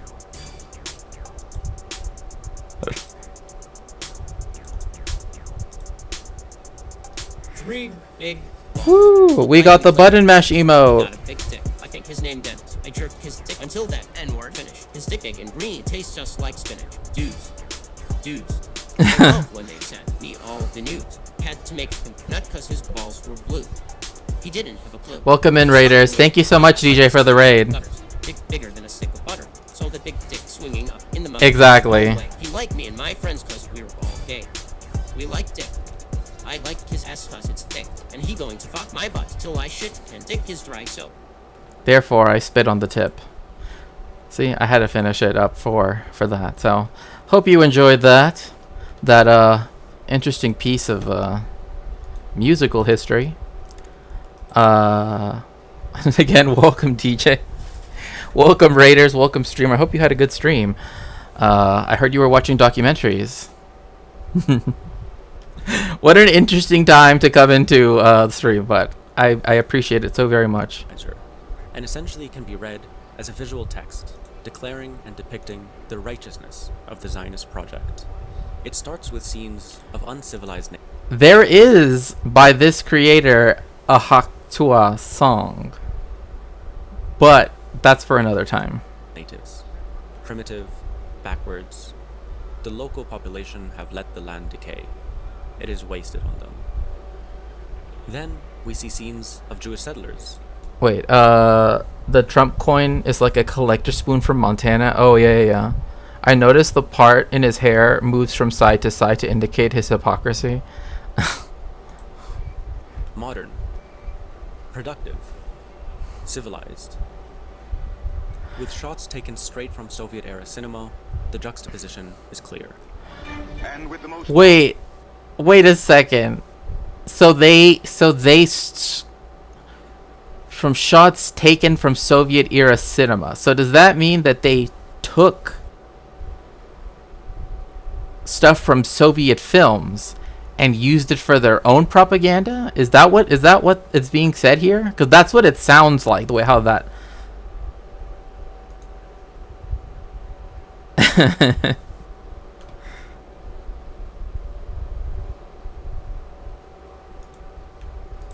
machinery, the Jews are bringing back to Palestine its long neglected fruitfulness. You know, there's actually a really good story in here. Well, it's sad, but what happens at the end. But there actually is. I don't think I could read it all. I think it's far too long as a story. But I think I could read sort of the end. Oh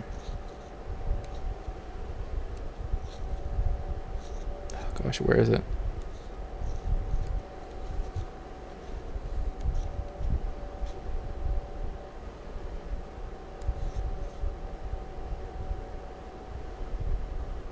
But essentially, there's this town that used to be called the Little Garden of Eden, right? That had over generations, hundreds of years. Pardon me.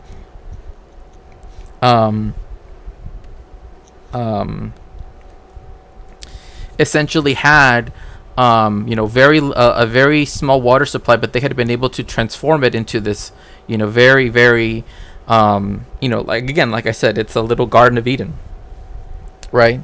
And as soon as the Zionists started to attack it and everything, because they only had like a decorative wall, they didn't have like a real defensive wall, because they weren't expecting settler colonists to suddenly come in. Ever since then, nothing has ever been able to grow there ever again. And I'm like, so all of this stuff about like, oh, you know, the modernity and blah blah blah, able to be fruitful, blah, blah, blah. It's like, it's not even true. It's like, it's only because of chemical fertilizers that literally strip the land of its nutrients, right? Like, it takes out more than you put in by far, you know, always with the industrial fertilizers, right? That's the only reason why they're able to have the productivity that they do. But in a place where you had a perfect, you know, little microbiome that was built up over the years, and shows the ancestral ties that they had to it, by the way, that the Palestinians had, by doing away with that village, now nothing can grow there. Like, you had a perfect little place that had nice weather, that stuff grew, all sorts of fruit trees, everything, orchards, blah, blah. And now nothing grows there. And that's ultimately, you know, vive le Eisenstein. Yeah, I mean, yeah, I have no idea why I use the French. Well, you know.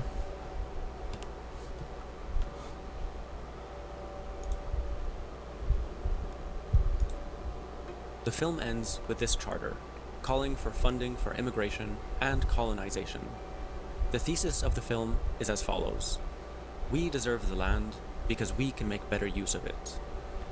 That is like, oh yeah, that is as old as colonialism itself. Like, it's old. I mean, this is literally something that you can read Sir Walter Raleigh's The Discovery of Guyana. A lot of times you'll find it written like in the original early modern English version, which is readable. I mean, it's early modern English, but it's, you know, it's a little bit like Shakespearean English, you know, quote unquote, right? Which is not Old English, it's early modern English. Old English looks like Icelandic. So anyway, but when he's describing his discovery, he literally cannot see the land or like anything as it is, right? Like, oh, these people are just sitting around, but you have all of this timber that you could chop down to build ships, right? You have these mountains filled with gold, right? Oh my goodness gracious. Hyper polyglotting, hello, welcome in. Thank you so much for the raid. Hello, ¿cómo estás? Espero que todo esté bien. It's so nice to see you, Elise. I hope that your stream went well. I remember thinking how amazing it must have been when the world first became colored. Oh. Also, hello, PB. It's as old as colonialism itself. As Edward Said notes, in an essay whose title I have shamelessly taken for this video, for an uncivilized people, land was either farmed badly, i.e.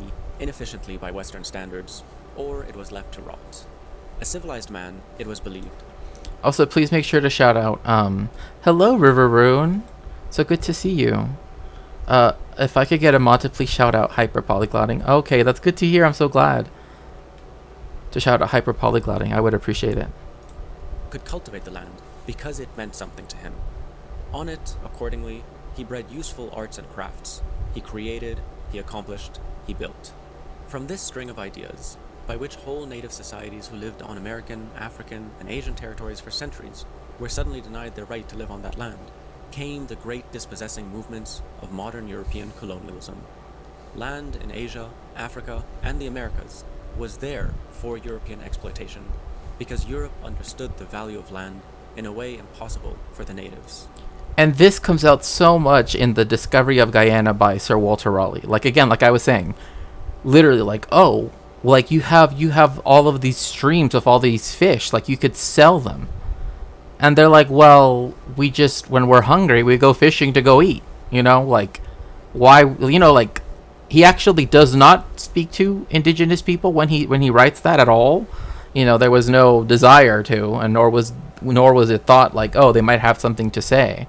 But the point remains that that this is a constant thing, and you even hear it in places like places that are not seen as that far away from the United States, for example. Like, people feel this way about Mexico, right? And in fact, this is why people feel this way about South America, for example, a lot, where they're like, well, if we somehow colonized Chile or Argentina, somehow that would like immediately ameliorate the whole condition of the country. It won't. And like Rudyard from Waterford Hist, right, the Grillan Sicilian, he likes to talk about the European diaspora, which is, no, it's not a diaspora. You are the settler colonists that to this day are settler colonists, right? But how he thinks of the United States and the world, frankly, is always in this like, how can it best be put to use, and whichever quote unquote culture can put it best to use, which of course he always imagines is whatever culture he is in, that therefore that gives him the right. It's this view of colonialism through this idea of a utilitarian lens, right? That like, unless you're doing something that in the eyes of the European observer, right, is productive, it otherwise nullifies your claim to the land. Like, oh, well, you're not doing anything with it, right? So,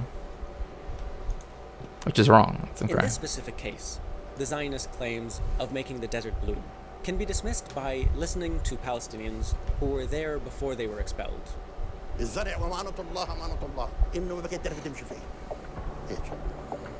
Oh, right now.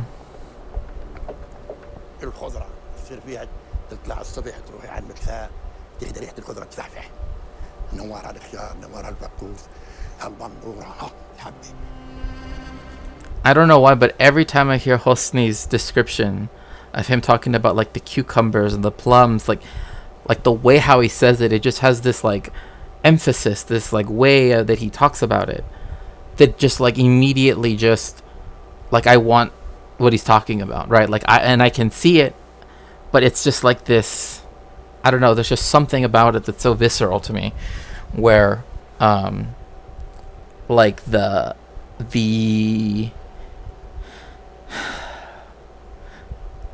joy of just the thing itself, right, of having, right, this like cucumber that's in your garden, right, and that you grew it, and that you have a multivalent, multi-layered connection to the land, etc., and to be able to, but also just this like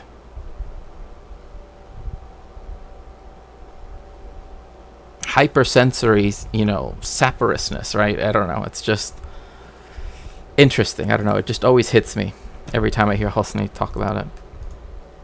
Oral history is, of course, crucial in understanding this history, in providing counter-hegemonic narratives, but also to recenter... It transcribed it as counter-hedonic. No, we're not talking about hedonism. We're not talking about hedonism here. Although maybe because of the discussion about food, I guess one could say gluttony, but I doubt tomatoes and sweet plums fall into that category. But the exact same voices who have been so heavily marginalized and dispossessed by Zionism. But what's also hidden within these narratives is the tremendous amounts of violence that's needed to uphold one and erase the other. During the 1948 war... And again, this is something that even in the United States, right, and I don't mean to center the United States, but I want to make clear, like with all of the oppressed peoples in the United States, it involves such an unbelievable amount of violence in order for the systems that exist, right, to continue the way they are. Like the United States is not naturally this way. It has to be upheld by these extreme levels of violence that we see perpetrated all the time against BIPOC, right?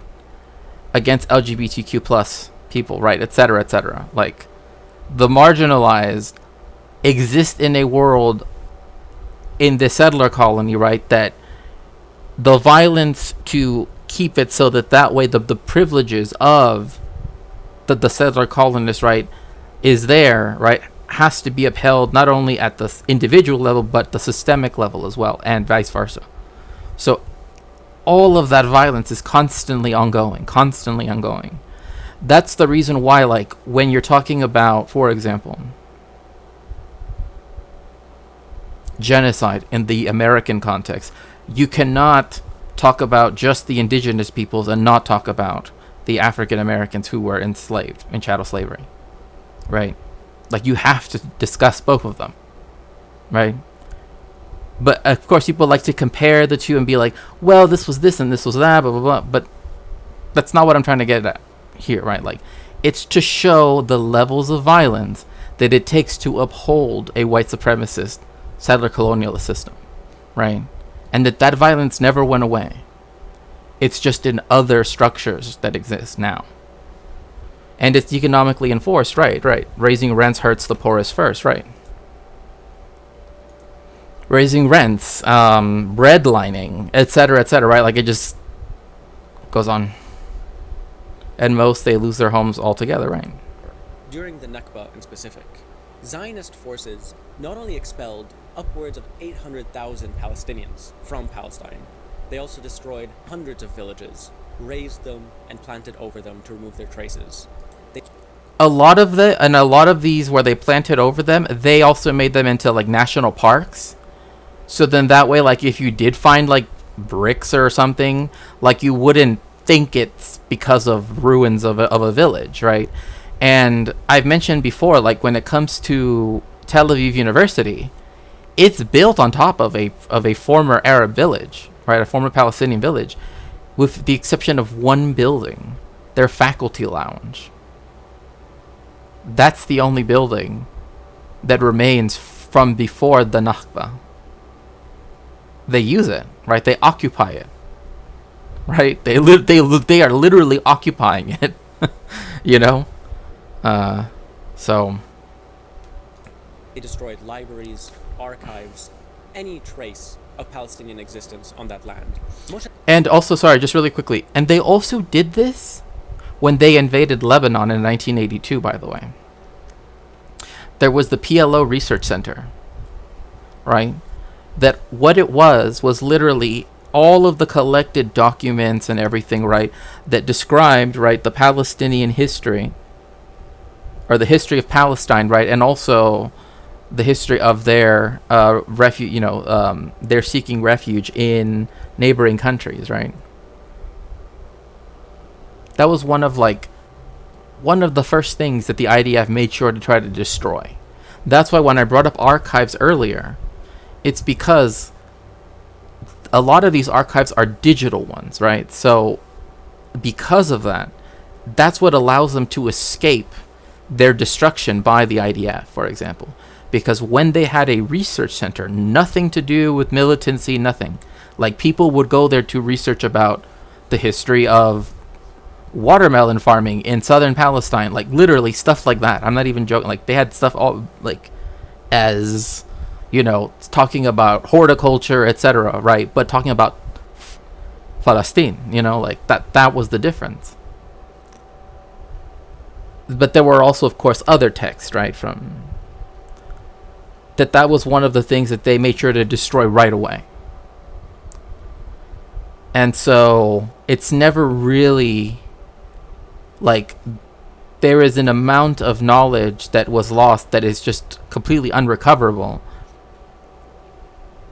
that these archives that I've discussed, including a new one, a fourth one, are trying to make up for that, in a way, right? Like, they're trying to take it away, trying to take the ability of Israel to, mess with the archives, mess with knowledge that is Palestinian by not having it available for it to be physically destroyed, right? And so that is a huge, huge issue. I'm off to bed. Take care. Have a good night. Dayan, a Zionist militant and defense minister of the State of Israel, said this in 1969. "We came to this country which was already populated by Arabs, and we are establishing a Hebrew, that is, a Jewish, state here. Okay, can I just say, he looks scary. Okay, I'm just gonna say that right now. This dude looks scary. Okay, that's all I'm saying. Like, if this face showed up in the dark, I would scream. I would be, Villages were built in the place of Arab villages. You do not even know the names of these Arab villages, and I don't blame you, because the geography books no longer exist. Not only do the books not exist, the Arab villages are not there either. There is not one place built in this country that did not have a former Arab population. I mean, even if Moshe Dayan, literally this dude right here, the defense minister of the state of Israel, and like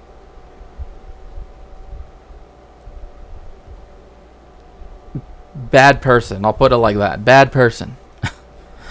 If even he's saying this in 1969, I mean, we came to this country which was already populated by Arabs. There was not one place built in this country that did not have a former Arab population. I mean, it's right there.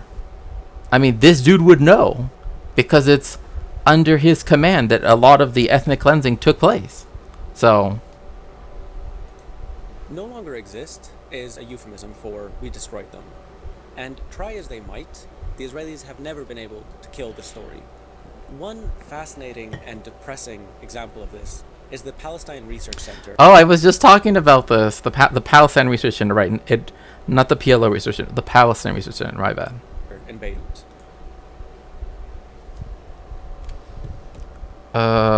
Let's see here.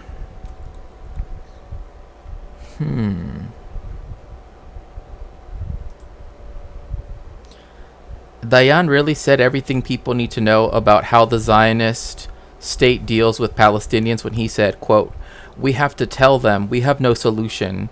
You will live like dogs, and those who want to leave can do so." Yeah. I mean,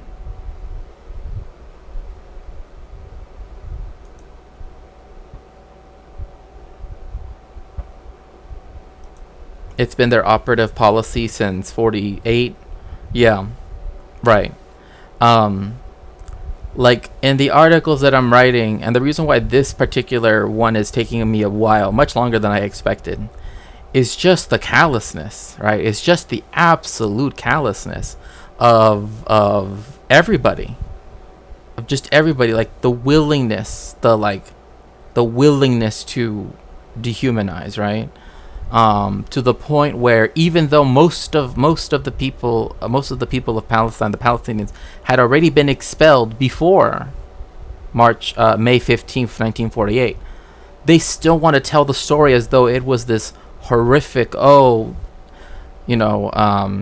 David versus Goliath story. And it's like, no, no, that is not true. That is not true, and on any level. And yeah.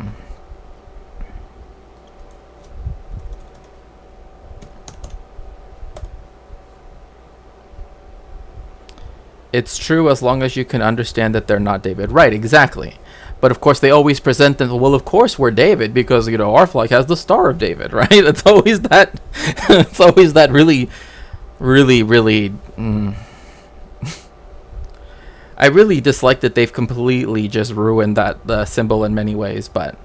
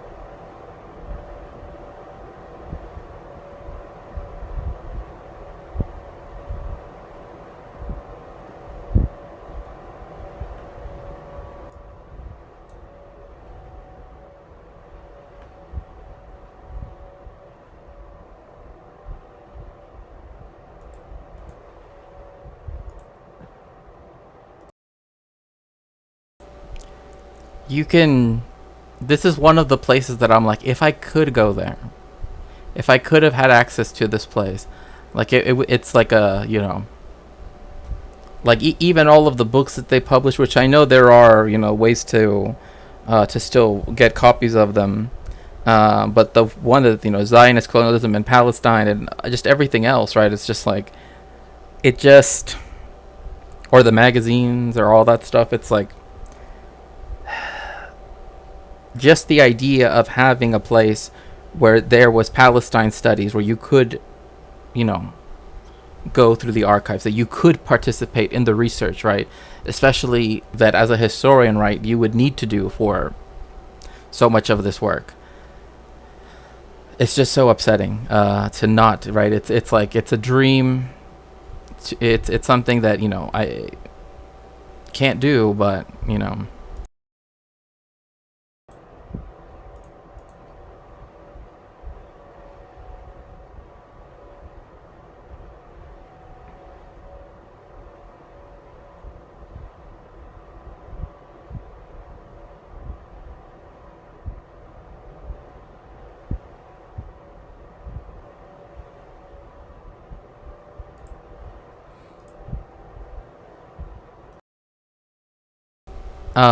so yes, they went there and looted it and destroyed it, the building. The Israelis are actually known to do this, like in 1967, but also in 1948. There's actually a documentary that is called, is it For the Love of Books, something like that. But the point is that they specifically went around and stole all of the books, all of the manuscripts, everything they could find, in the homes of the Palestinians that had fled, right? The Zionist militias, right, in 48, and then the invading IDF in 67, in order for them to then say that it was AP, abandoned property, right? This is especially the case in 40, 48, 49. But in this case, too, a lot of it is not very accessible, right? Like, it's in the National Library of Israel, right? But it's not a digitized collection, right? Like, it's not like, oh, they're going to make this public. No, because if they did scan the whole thing, it would become very clear to whom it belonged, because there are things like, oh gosh, I forget her name right now, but there's a very famous scholar and activist, who grew up in Jerusalem, in Al-Quds, and her father was writing essentially what at that time was the first like modern, like what we would consider English to Arabic dictionary, right? Like a bilingual dictionary that had never really been done before, right? And like that, nobody knows what happened to it. We can only hope that that it didn't get destroyed. But they would literally have trucks just roaming around, right? They would specifically put in all of the books, all of the manuscripts, all of the scientific stuff, everything. So that way they could take it to what would then become the National Library of Israel. Oh, thank you so much, PB. Yeah, okay. Have a good night for when you do get to go to bed.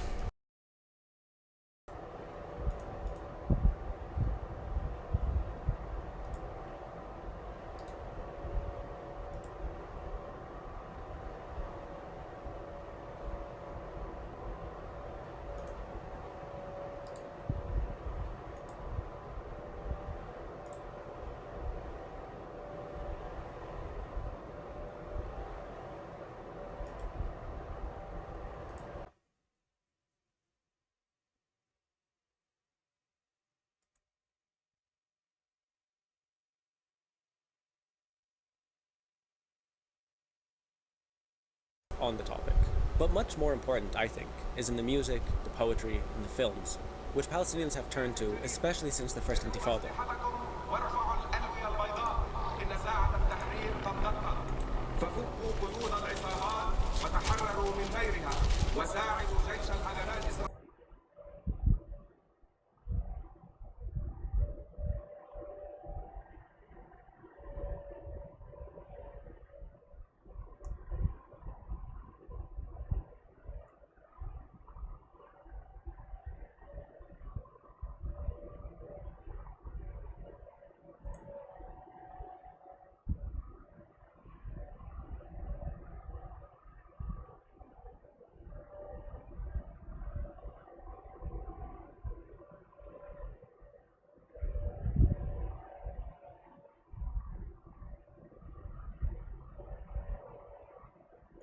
Okay.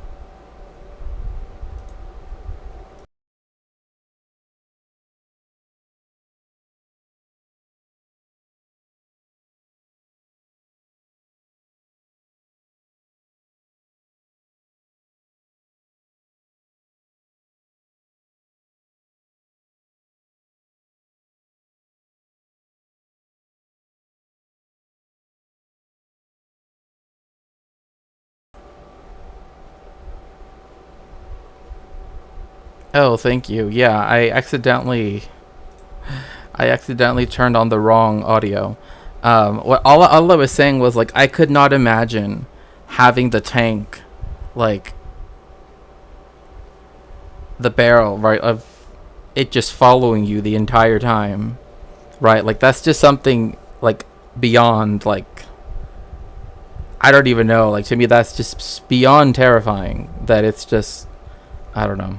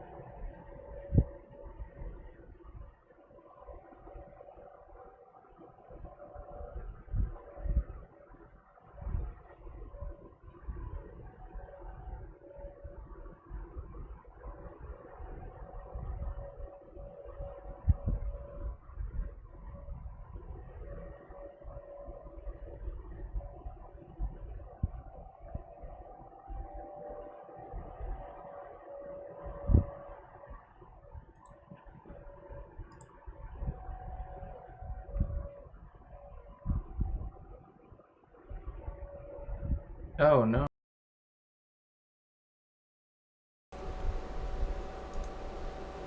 Let's see here. Why they indeed were already fleeing even before Zionism was invented. That is the deep, brutal, and genocidal white supremacy in the form of anti. Oh wait, let me see what Elise said really quickly. That's what's amazing about these resistant fighters who will literally open the door, facing down the barrel of a gun of one of those Merkavas and run up to it and plant an explosive. Right, exactly. I mean, that's why it's like, when people want to demean, right, or even do just try to act as though that the extreme violence that the Palestinians have gone through have made it so that people are willing to literally put their lives on the line for liberation, right? It's just one of those things that I have nothing but absolute respect for, right?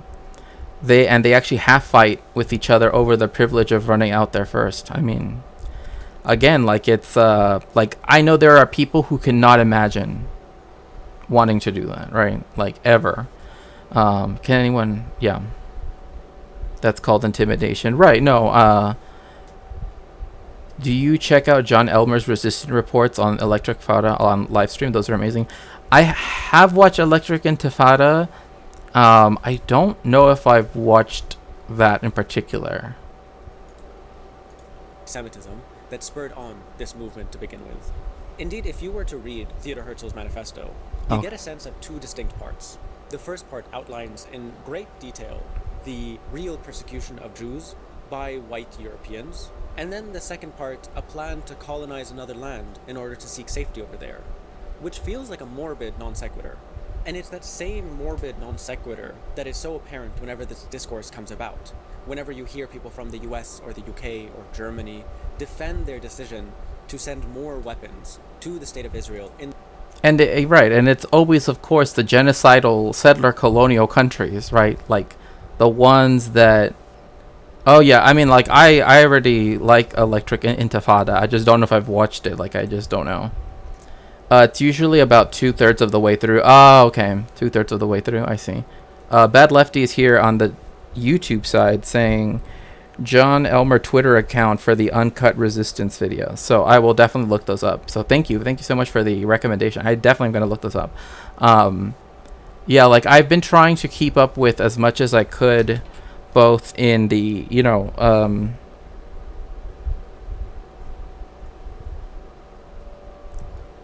both with sources like news sources, right, in the Arab press, etc., particularly in Amman and other places, but and like Al Mayadeen and L'Orient du Jour and all of that. So yeah, they cut out the audio and things like IDF. Oh my goodness gracious. Oh yeah,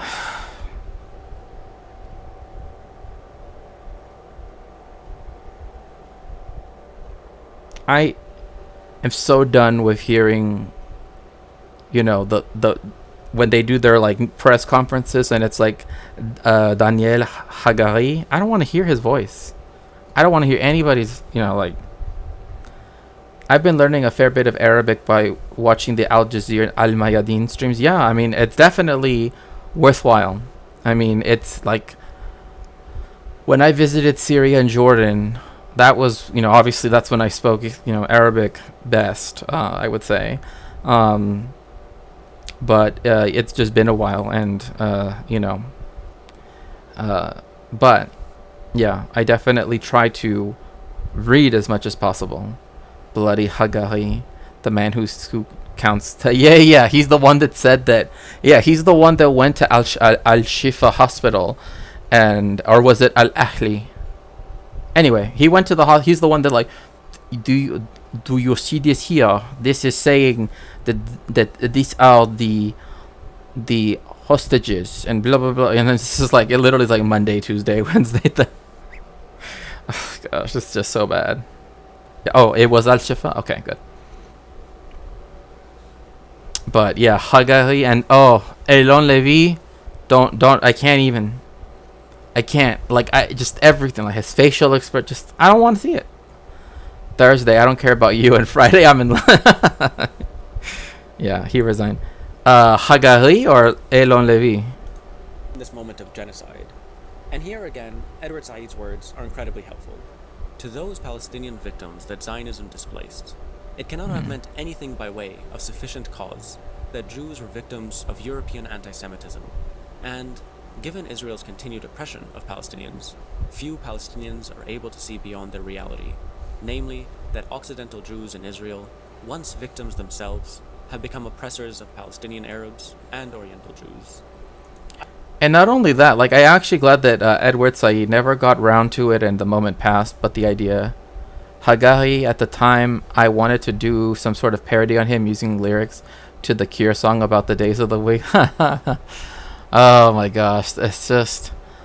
I'll never forget that there was this really bad song. It was so cheap and disgusting of like a music video that came out in Israel, and it was like the top of the charts, that was like saying, you know, like, we're gonna do this to people in Gaza, and I'm just like, this, I don't know what kind of society y'all have, but it's wrong. The Israeli UN ambassador with his lazy town plastic dyed hair. Oh, you mean I know who you're talking about. I just can't remember his name. Isn't it Gideon? Anyway, it's 4chan with nukes. Gilad Elda. Okay. It's 4chan with nukes. I mean, considering Yair Netanyahu, who, by the way, yeah, it is. No, that can be used as evidence, because it shows that even, you know, that the culture industry, right, was more than willing to you know, do its own genocide rhetoric. But the point being that Yair and some other people were actually under investigation because the Ministry of Foreign Affairs was giving out diplomatic passports like it was like Halloween, and, you know, like Halloween candy. You know what I mean? And it's just like, you don't just give out diplomatic passports. Like, those things are supposed to be things that, you know, afford you a great deal of things, especially with things like diplomatic immunity, for example. And when you're just giving it to the person who, I guess, embodies the 4chan with nukes experience that is Israel, then, you know, Yair, because he'll like post memes, or he posted memes, I don't know, you know, I don't know, but he would post like stuff that, like, you know, it was just weird stuff. Like,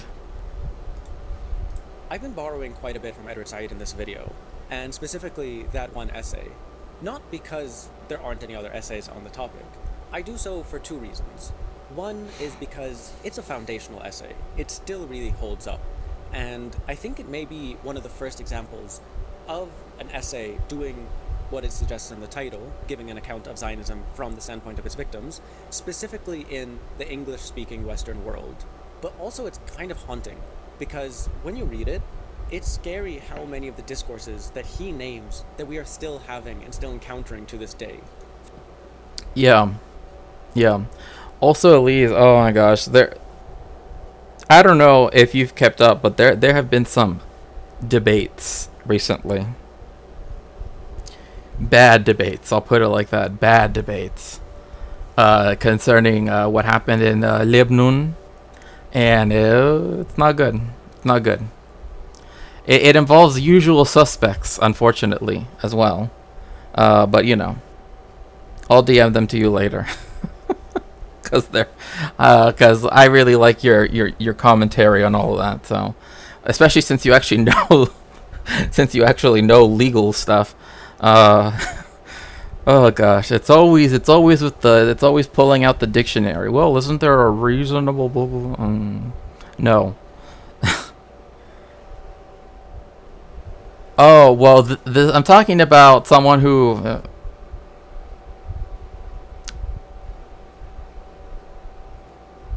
is connected to that in a way, so. For instance, his need to respond preemptively to accusations of anti-Semitism, or his insistence that the Nakba did happen, set against a hegemonic narrative of essentially Nakba denialism.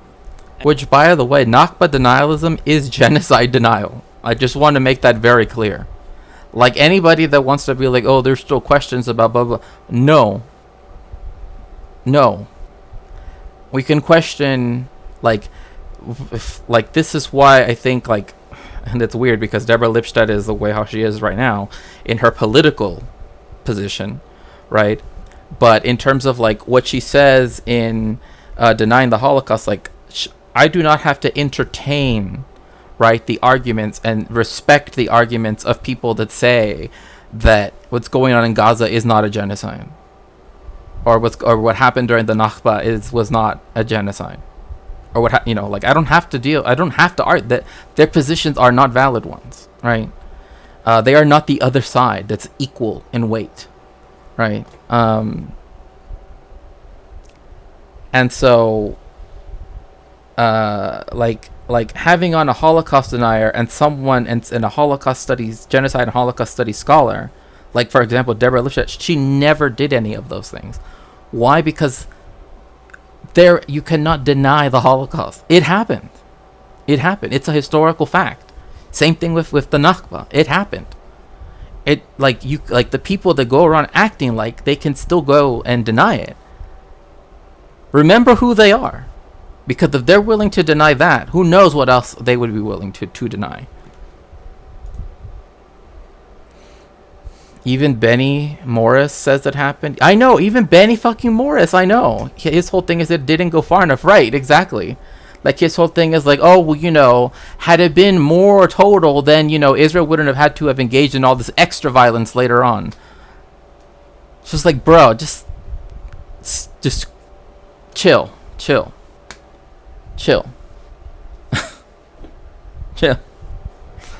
Also, again, if you'd like to support me, you can always go to my throne and go. By the way, I don't mean to change the subject, but did Giga Chad go away? Yeah, he got clapped. He got clapped because he did one live stream. I remember because I signed up for Bias History.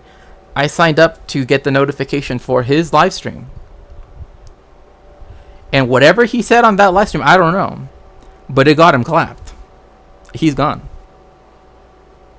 Gone. Cause he started to slowly started to bring up evil Ginon, and I'm like, okay, we're already going down this path. I don't know what he said in that one, but all I know is that, sorry chat, but Giga Chat was important to the founding of the stream, right? Like I almost feel like now I have to invoke old Giga Chat, right? It's like, well, my family, my grandfather-in-law, he went over there and he was from Italy and he invented spaghetti and, rigatoni and all that stuff, He was entertaining. But apparently he went a little, he showed a little bit too much of his power level. So, there's that. But yeah, I just remember all of his things, especially because he always tried to do that really deep voice thing, or when he and his friend went into the bathroom in a church, and well, I don't think I need to explain any more about that, but I'm walking here, yeah. No, he was over here, oh, my great-grandfather, he was over there, he invented the car, and, he's the person that, invented electricity, and, we sold it to everybody in Italy, and you know how it was over there, and, my family's from Siena, and, we ruled it with an iron fist, we did, you can go over there, go ask my Aunt Marcy, and, she can tell you for sure, but of course, some people will say that that Siena was never ruled by a monarch, but of course it was, if we were the rulers of it, right? Yeah.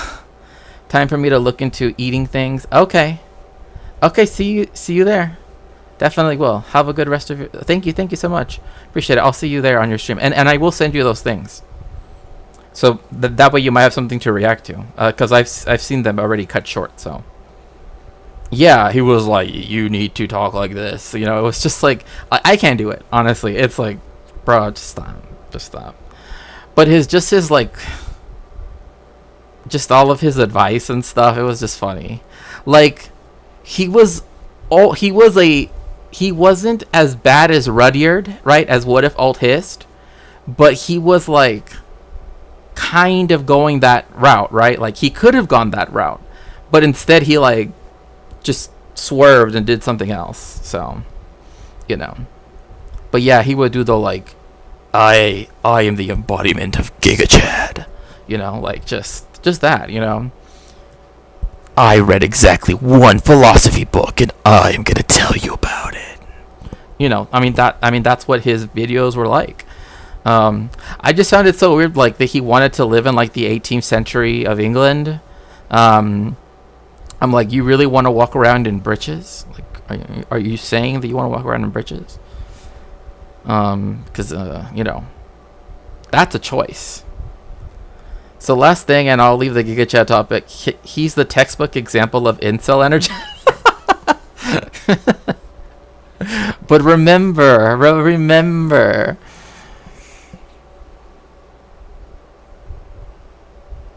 the tale of the maidenless Giga Chad. I kind of hoped he might have gotten a romantic interest. I mean, that's what I hope. I mean, he needed something to calm him down, like someone needs to simmer that down. You know what I mean? It's like, okay, it's starting to bubble. Okay, it's starting to get a little bit crusty at the top. You know what I mean? You got to simmer that down. He wasn't bad. He wasn't a bad-looking lad, and if he dropped the chuttery and pick up some briz, he'd do just fine. I mean, if only they would listen to your advice, the big room. I root for everyone to improve. Right. I mean, I do too. I mean, I wish that he, instead of going the, he lives on forever in our hearts. He is the Giga Chat of our hearts. If Batman was a streamer, I mean, kind of, because he was all like, okay, no, the big room. No, we have to talk about the time that he had his only his dorm mates, remember, because he's still in college, right? He's still an undergrad. That he had his dorm mates dress up while he dressed up wearing a Prussian helmet, right? The Pico helm, right? And they were bowing to him and handing him stuff for him to go inside the room. Remember that? I'm like, this is on some other level. Bro, this is way too much. But yeah, he would. That's what the voice you were doing was giving me. Well, I mean, it was this weird thing because, of course, he was their liege lord. Exactly. There's just so many Giga Chad moments that it's just so funny because, he kind of he was he's far better than Rudyard is. Rudyard is just, I don't even know what the hell Rudyard is, right? He's the Grillin Sicilian. This, Giga Chad is his own thing, and it was actually more entertaining in my view because of the whole I work out all the time, that kind of. Every time you see me on camera, it's the only time that I'm not in the gym, But then, of course, he did all the, spaghetti, my family invented it, we were over there, Good times. And that the refugees that it created still exist and, in violation of international law, are not allowed to return. Or the fact that his need to argue that Zionism is a European colonial movement. Yes, it is a European colonial movement. Also, remember, okay, we did do a preview recently that had Giga Chat in it, right? And it was when he was having that interview with his other friend in the library, and he brought a sword with him. Remember that?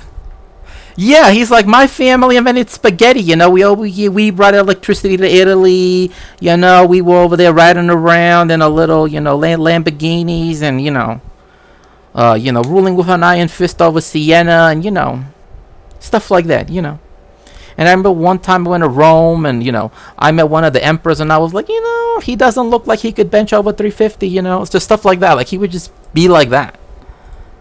And mostly, one of the most important things he names in this essay, incredibly very early on, is that Zionism is the main obstacle, is the main force that is preventing anything that resembles peace or a resolution to the so-called conflict.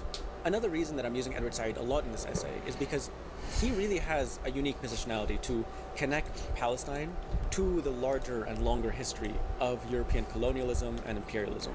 I think those connections are really important, especially in a time when we see colonial violence everywhere. or situations that are a result of colonialism. Yeah, and he was a trad cap, and like okay, remember the flags he used to have? He would have like the British colonial flag, the like Kingdom of Italy, and then Vietnam. And I'm like, why do you have a socialist country's flag along with like 2 imperial flags? And the only book he would ever bring up, and he would hold it up to the camera, was Hobbes's Leviathan. He's like, if you read this, you'll understand why you gotta be at the gym 5 times a day. You know, it's just like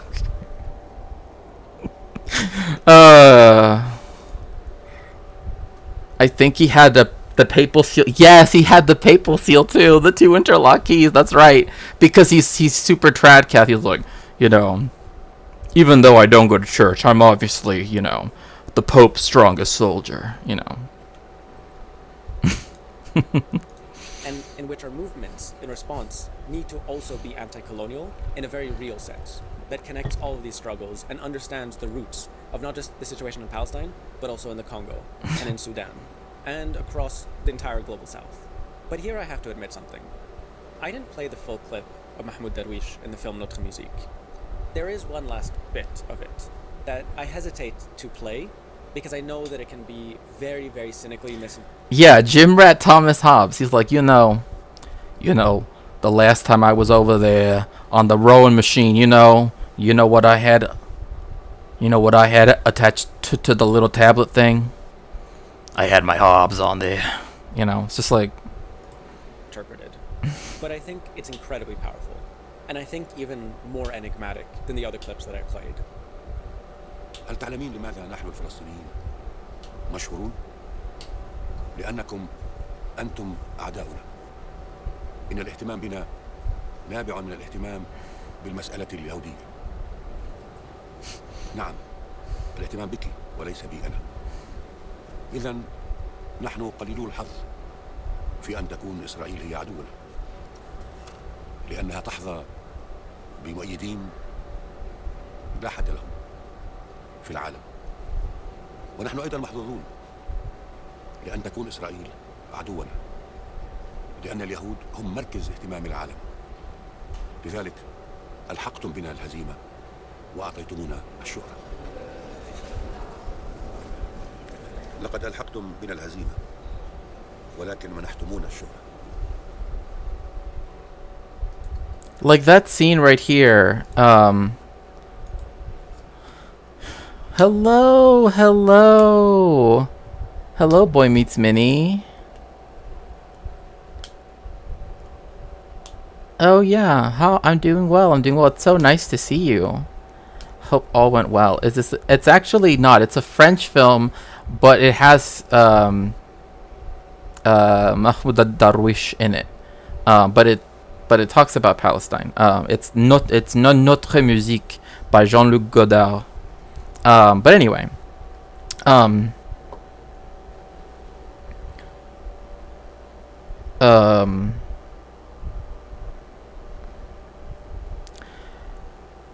It is, however, very important to recognize that yes, like it's very like putting it in this manner. Mahmoud Darwish makes it like the Palestinians, right? Have this ability to be given a spotlight because their colonial oppressors are the Israelis, right? Because they are the concern of the Western colonial imperialist powers, right? Like, if it wasn't for that, then, like, just like the other genocides that are being perpetrated in the imperialized global south, neo-colonialized global south, you know, that is what he's trying to get at, right? Just, again, I'm not... Is he as a Western protectorate to get to control the region, right? And because of that, the Palestinians are able to be spoken to, right? Like in a way that the people in Eastern Congo, the people in the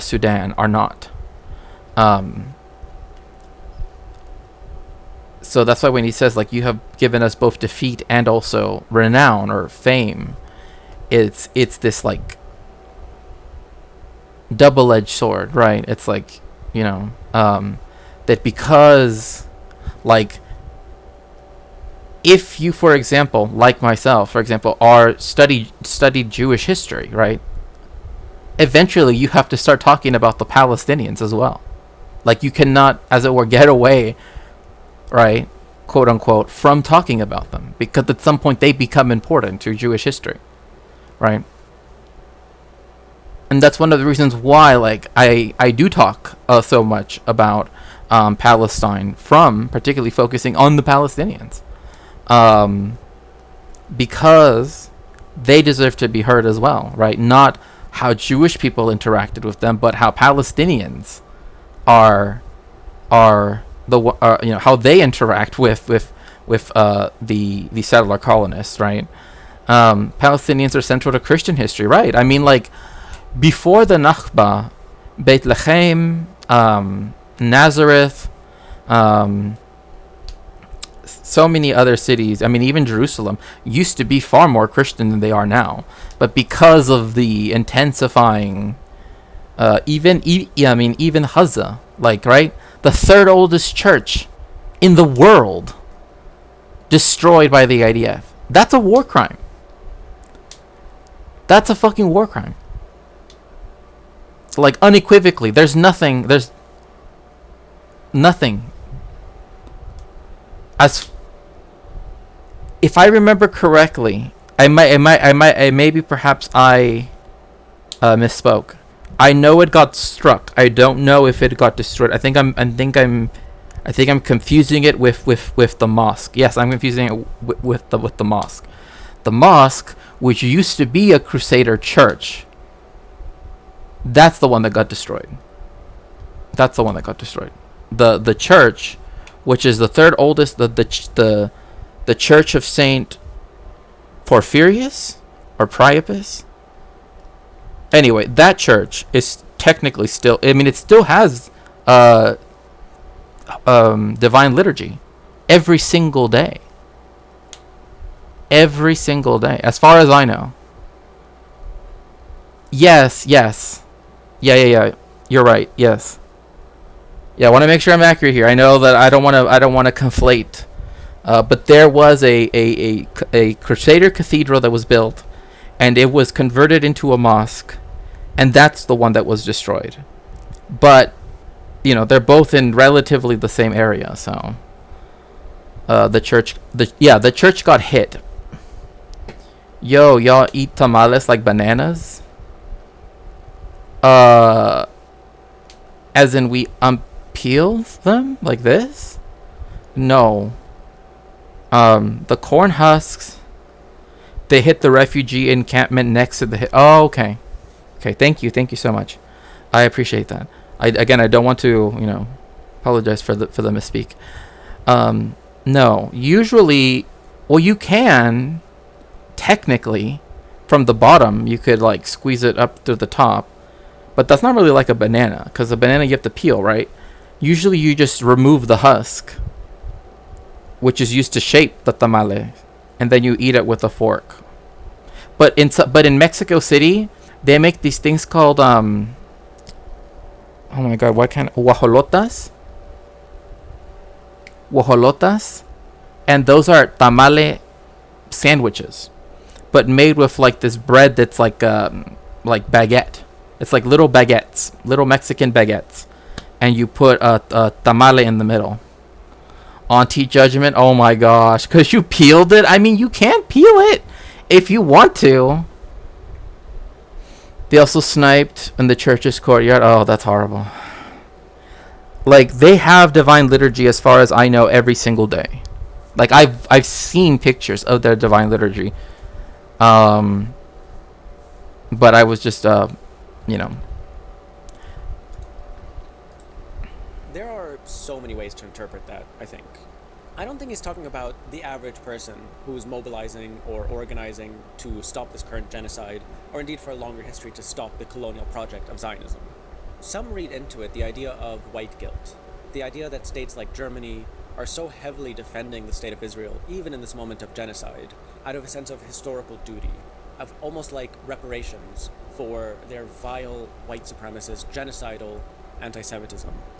You know, it's very interesting because a lot of people like to say that like Germany is defending Israel because of what it did to the Jewish people during World War II, right? During the Holocaust. But I've also heard it being phrased in a way that actually, like considering all of the current context, that's how in India with eating rice you ain't real unless.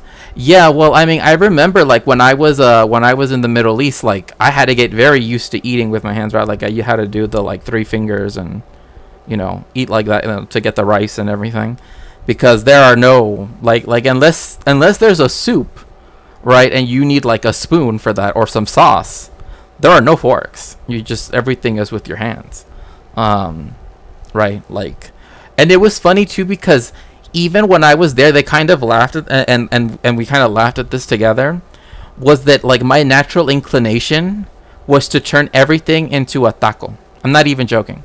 Like I would get pita and immediately start like building like, and like, well, I guess almost kind of like a burrito. Like that was my, oh, I'm gonna do this, right? Like this is how I'm gonna eat it. And they're like, oh, you know, like people don't usually do that. Usually people cut pieces and they, you know, do this. And then instead, you know, I'm like, oh, I'm going to put it in here and then like start eating it, you know. That's Mass in case you're not Christian. Right. Divine Liturgy is Eastern Orthodox. It's their Mass, which the difference between like a Mass in the Western tradition and in the Eastern tradition is that in the Eastern tradition, you stand the entire time. Break it and use it like a scoop. Right, exactly. Like most people are used to that, and I will do that if it's something like hummus, right? Like if it's something like that, I get that. But when it came to like eating meals, I would always just be like, oh, I'm gonna make myself a little, you know. What? No. They found it actually. They were telling me that they're like, oh, you know, I'd never thought of using it like that. You know, and I'm like, well, you know, I just want to make sure that like, you know, stuff doesn't fall out, right?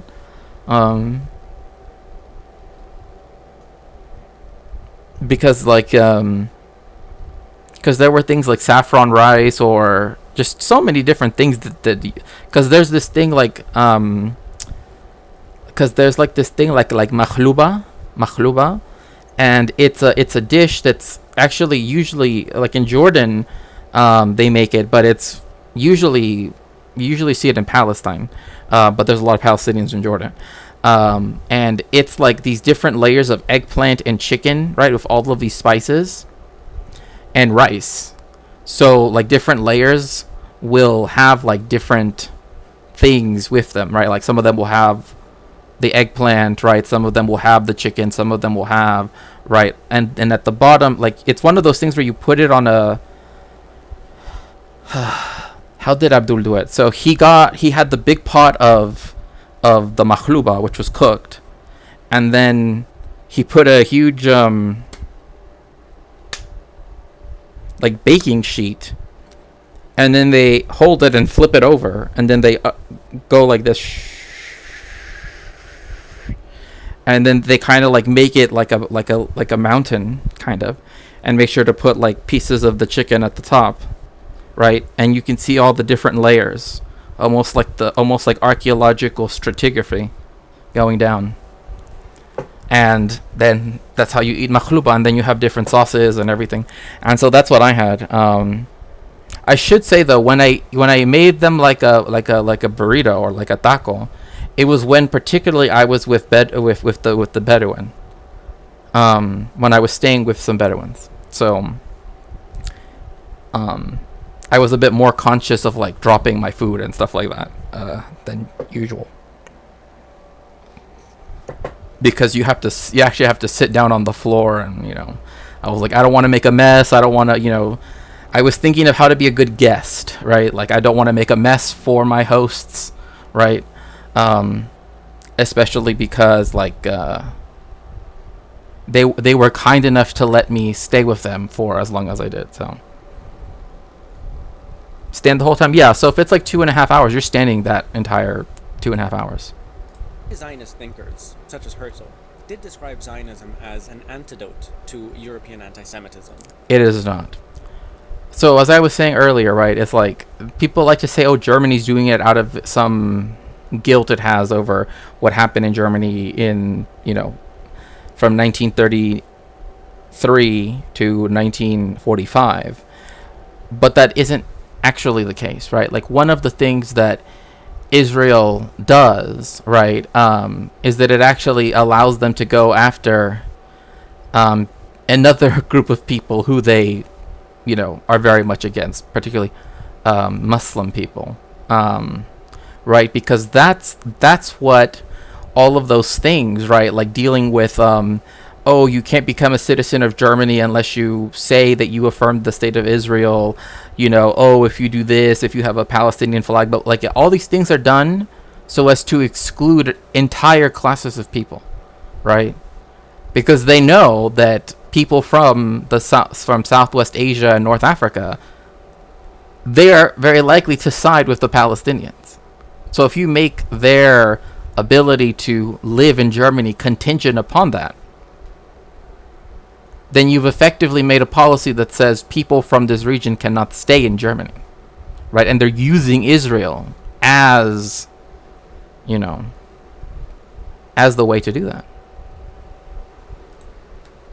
I mean, think about like the places in the United States where you have to sign an oath swearing that, blah, blah, blah, right? Also dealing with that, with the state of Israel. It's ridiculous why in the United States or any country should have to say that you honor and blah blah blah, respect why?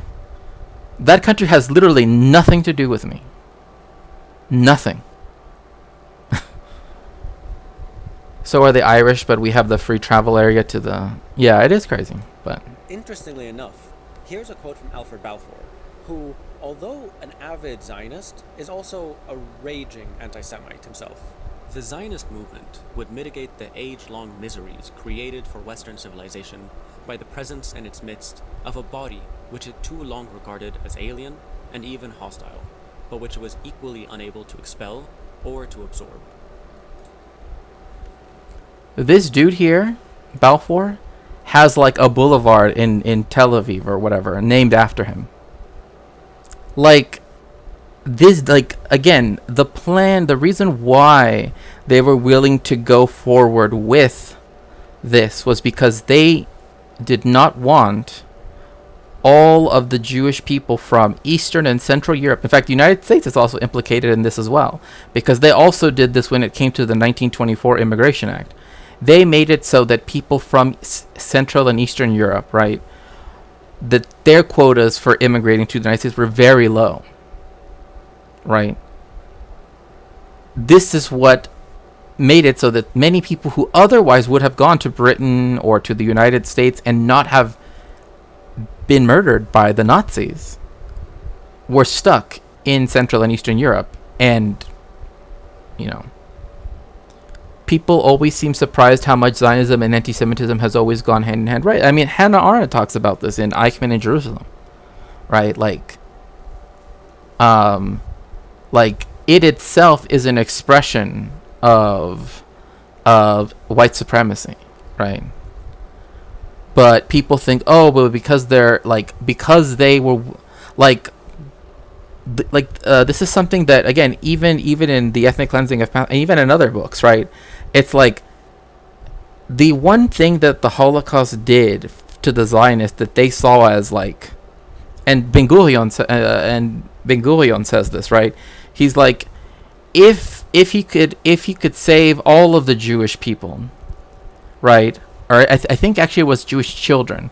If he could have all the Jewish children be saved from Nazi Germany and have them all go to England, right?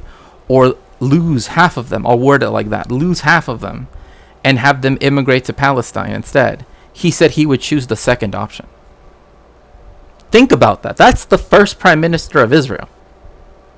That's the dude that all of this is happening under. All of this. The founder. So, with that in mind, that is why the decline in people from Europe was then used as a reason why to have Arab Jews be admitted into the state of Israel, right? But then they had to be assimilated in a way that was forceful. I mean, I've talked about it on this very stream. I mean, not this stream, but previous stream. They stole Yemenite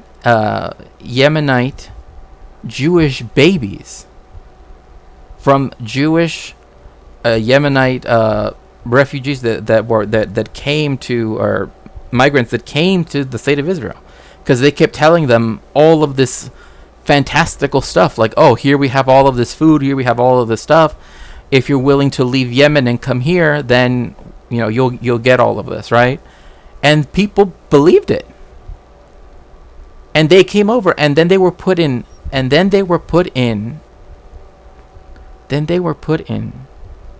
detention camps.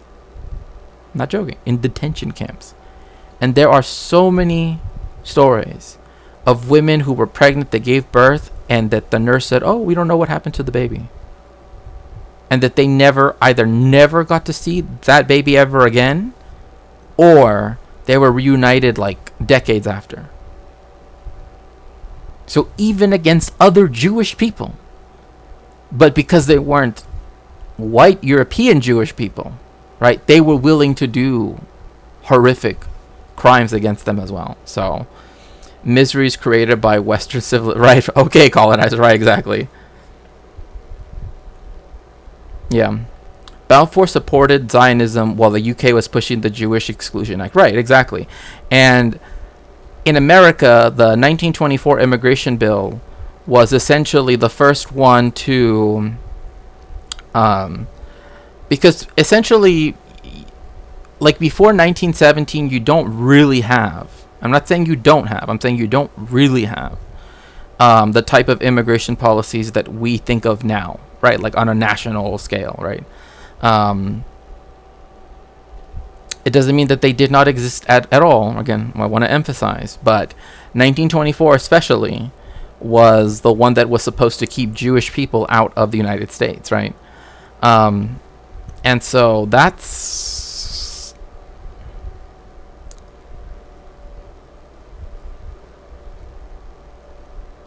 why they were willing to go along with Zionism, because they saw it as a place where they could have all of the Jewish people they didn't want go there, right? So they did not do this out of beneficence, right?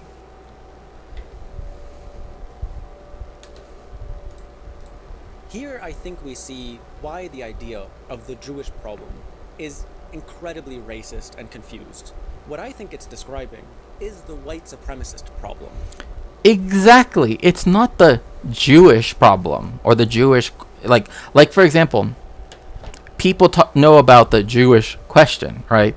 But America has had these questions as well. It still technically has them. The Mexican question. It still exists. This is that's language they used as well.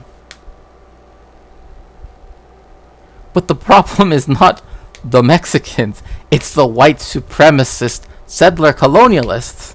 It's their problem. If there was no border wall, the amount of violence that occurs to have people go across said border wall would not be there.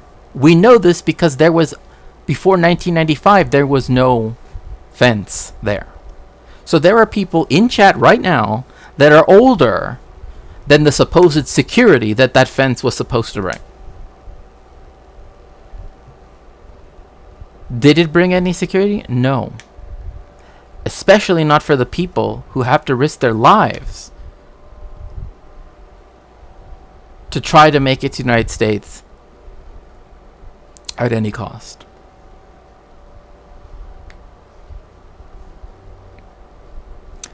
But people always say, oh, well, we need to do something about immigration. No, we don't need to do something about immigration. We need to do something about the system that keeps trying to make it about immigration. That's the problem. There is no amount of border policy or whatever that will ever address white supremacy. That's the problem. That's the problem, right? If you allow for them to dictate the rules of the game of which you're playing, so to speak, right? Then you allow them to say, well, there are too many people coming across said border. What? What are you talking about?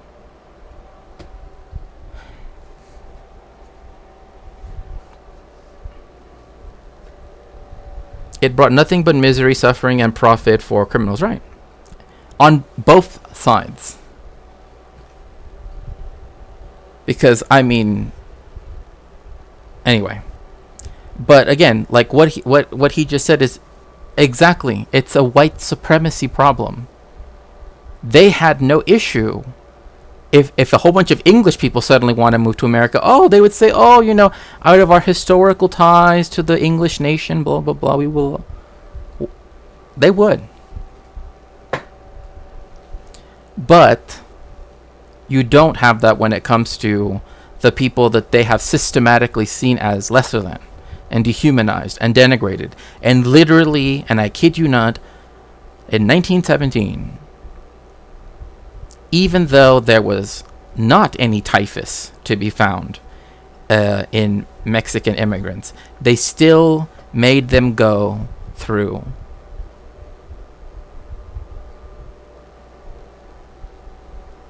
fumigation, or gassing, you might say, right? That eventually turned into the usage of Zyklon B, to where in 1938 a German article talks about, hey, look at what America's doing with Zyklon B against Mexicans on its border. So you see the connections of the white supremacist settler colonial states. They're all connected with one another. They will defend each other till their end. So allowing them to blame it on other people is not the way to go. Yeah, white English people, right? I always find it very bizarre about Texans being so anti-Mexican while eating tacos. Same thing here in California. It's like, bruh, you literally live in like a neighborhood that's called like Costa Chica or something, you know what I mean? And they're like, oh, I love to eat like at this new taco place. It's called like Tacos El Compa. It's just like, bruh, do you not?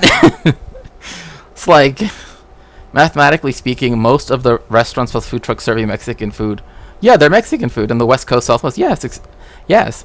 But also like the language of, oh, they took our jobs and blah, blah, blah. They did a mass expulsion of Mexicans in the 1930s, regardless of whether you were a citizen. So don't tell me, oh, well, if you come the right way, there were people that were born in this country, generations that had already been here. It didn't matter that they were legal. They still were expelled. Same thing with in every other settler colonial instance. It doesn't matter whether you have all your paperwork in check. That is just a pretense, right? That is just a pretense. Whenever you don't have it, it's all they care about. As soon as you have it all, then suddenly, oh, well, who cares? Didn't the states use the same gas? Yeah, Zyklon B. Yes, there are something like they use hydrocyanic acid first, and then they would make them take kerosene and vinegar baths, which can cause cancer. And they would there was also a horrific episode, again, on the border. If you crossed the border, you had to go through this. And I'm not even going into detail because there was other stuff, other just inhumane stuff that we would never allow, I would hope, these days, but unfortunately it still happens. Where someone, a cop, he accidentally, again, they're literally covered in gasoline, right? They're like kerosene, right? You know, very flammable, and vinegar. That he just lit a match and just, you know, they had nowhere to run. They had nowhere to go. But is that ever taught about, why we need to have a strong border policy? No, because the horrors of the border are still there. And the last time, well, not even the last time, but like even back then, they were still doing all of this horrific shit. And even now, they're still doing horrific shit. Yeah, there is no right way. Exactly. Like the people that think that, oh, well, I have all my paperwork lined up. They will tear it in front of your face. Trust me. They will. They will. Because they've done it in Algeria. They've done it in Palestine. They've done it in, you know, like the United States. Right? And like, it doesn't matter. All the indigenous people that had treaties, that had signed, all that did everything right. Learned English, were willing to let their children to be taught in English language schools. It didn't matter. At the end of the day, they could just tear it up right in their face. We need to build a new suburb. And pretend that they're all pioneers or some shit, you know? Didn't this... Yeah, but yeah, they used to do that. But yeah, they did. They did hydrocyanic acid. Then they did Zyklon B. And then they ended up doing DDT after the Second World War. Like, once Zyklon B got a bit of a bad rap, then they changed to DDT, which is also poisonous. Yeah, they did not care about the optics. In fact, there are very powerful pictures that I could show, but I won't. That go into showing exactly how that happens. So just know, like, again, I know people can say whatever they want, you know. Oh, when it comes to the history of the Mexico-U.S. border, trust me, as someone who grew up along it and wanted to know the history of why is it that when I have to go to see, you know, my grandparents, I have to see this weird fence that goes all the way down. Why? Right? To then learn all the history of everything that has ever gone on. Right? As much as I could anyway, right? I can't say I know everything. Just seeing all of that. Just knowing all of that. I even know the name of the woman who started the riots in 1917. Because she refused to take the disinfecting bath. Like, I know her name. And I will make sure that other people, like here in LA, etc., that they know her name. Because she does not deserve to be forgotten.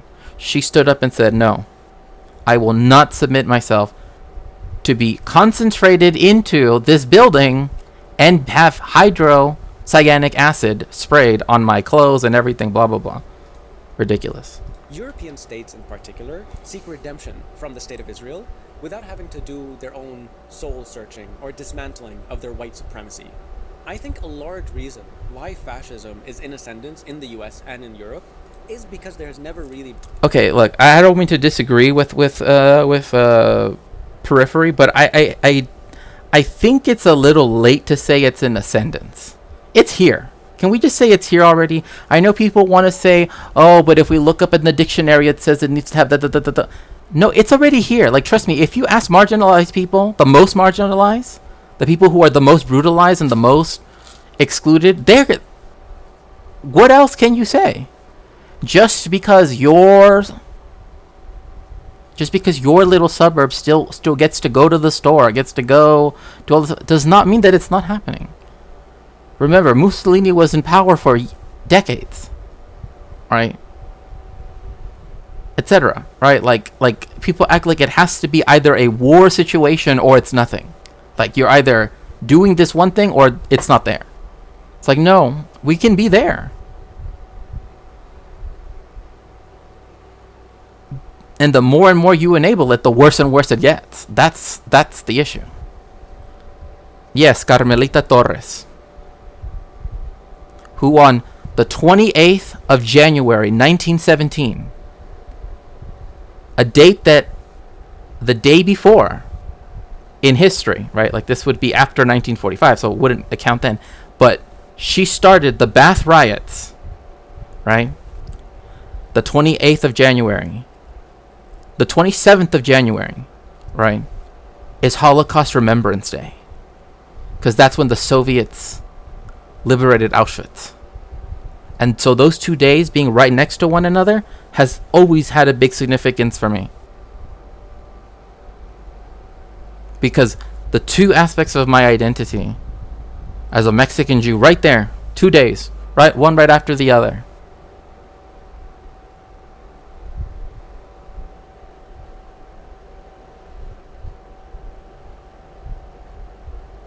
Sorry, I didn't mean to go off on that whole, it's just...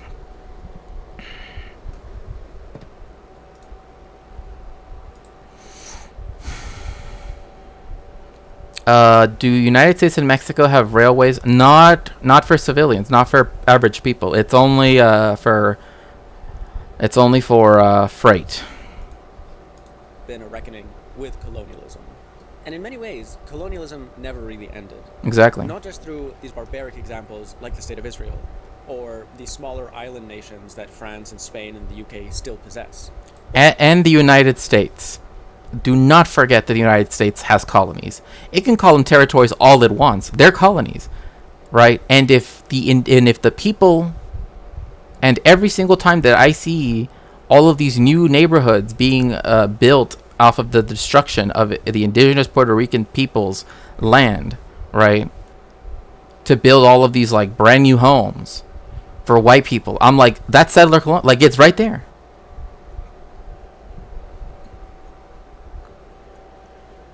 It's right there for all eyes to see. Like, it never ends. It does not end. That's the thing. It has to be brought to an end. It does not end on its own. It never will. Also through neo-colonial institutions like the IMF and the World Bank. But that's probably a different video essay. Here, I think post-colonial writers have a lot to say. For instance, this quote by American sociologist W.E.B. Du Bois. There was no Nazi atrocity, concentration camps, wholesale maiming and murder, defilement of women, or ghastly blasphemy of childhood, which Christian civilization, or Europe, had not long been practicing against colored folk in all parts of the world, in the name of, and for the defense of, a superior race born to rule the world. Yeah, this is like W.B. Du Bois is lots of cars, wide lanes. Yeah.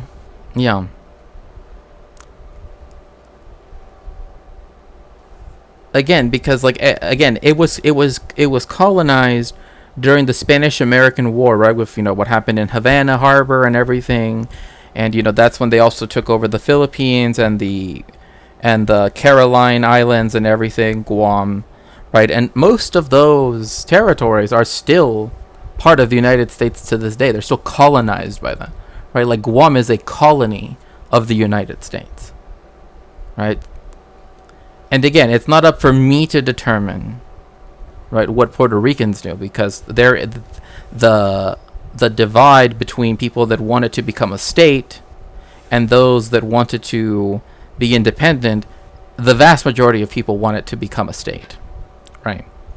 And that's their decision, not me. I cannot tell a people how to liberate themselves. Right. But this right here, what W.B. Du Bois is saying, is literally true. Like, even Aimé Césaire's discourse on colonialism, right, among other things, right, is like, the only reason why Europeans, but you don't understand, Bill Clinton apologized to Hawaii. Gee, thanks, McKinley. Tour, sushi, poker with Du Bois. Like, the only reason why they care is because other white people were subjected to it. Because it was settler colonialism in Europe. Had it happened anywhere else, had Germany wanted to do this in Africa, they wouldn't have cared. Because they didn't care when Germany did it in Africa. When do people ever learn about the Herero and the Nama genocides? Never. Literally. And that happened under the Second Reich, not the third one. So, again, it's always a matter of, as long as the imperial core is safe, right? As long as they're the ones getting to do the colonialism, etc., right? And no one does it against those spaces, right? It's okay, right? That is their view. That's what W.B. Du Bois is saying. Like, Spain exporting its Inquisition to all of its colonies, like New Spain, Peru, Colombia, right? Well, back when they were all different capitancies and viceroyalties, right? Also Portugal doing it to Brazil, right? And in fact, that having the effect of, if it, like, because the Dutch owned a part of Brazil now called Recife, which means reef in Portuguese, because they had Dutch Brazil, as it was called then, because they were because the Portuguese were able to win back pretty everything but the last city. They said if they would allow the Jewish people that were there to be sent off on ships, it was 3 ships, if I remember correctly, right, and not subject them to the Inquisition, right, that they would surrender. Right, but they were gonna send off the Jewish people that were there, because in the Netherlands, right, in Dutch territory, technically you could be Jewish and live there. In Spain or Portuguese, in Spanish or Portuguese territories, anywhere in the world, you were subject to the Inquisition. So they did, right, and one of the boats got off because of a storm, and ended up in what is now New York, but was then New Amsterdam, right? And the Dutch West India Company, their board of directors allowed for them to stay there. Like, the board of directors of a company said, "Okay, we will allow these people to stay here in New Amsterdam." Even Eastern Europe is debatable. The West didn't mind Hitler, right? And that's the thing, right? Is like the main thing was like, oh, well, he's doing this in Belgium and the Netherlands, right?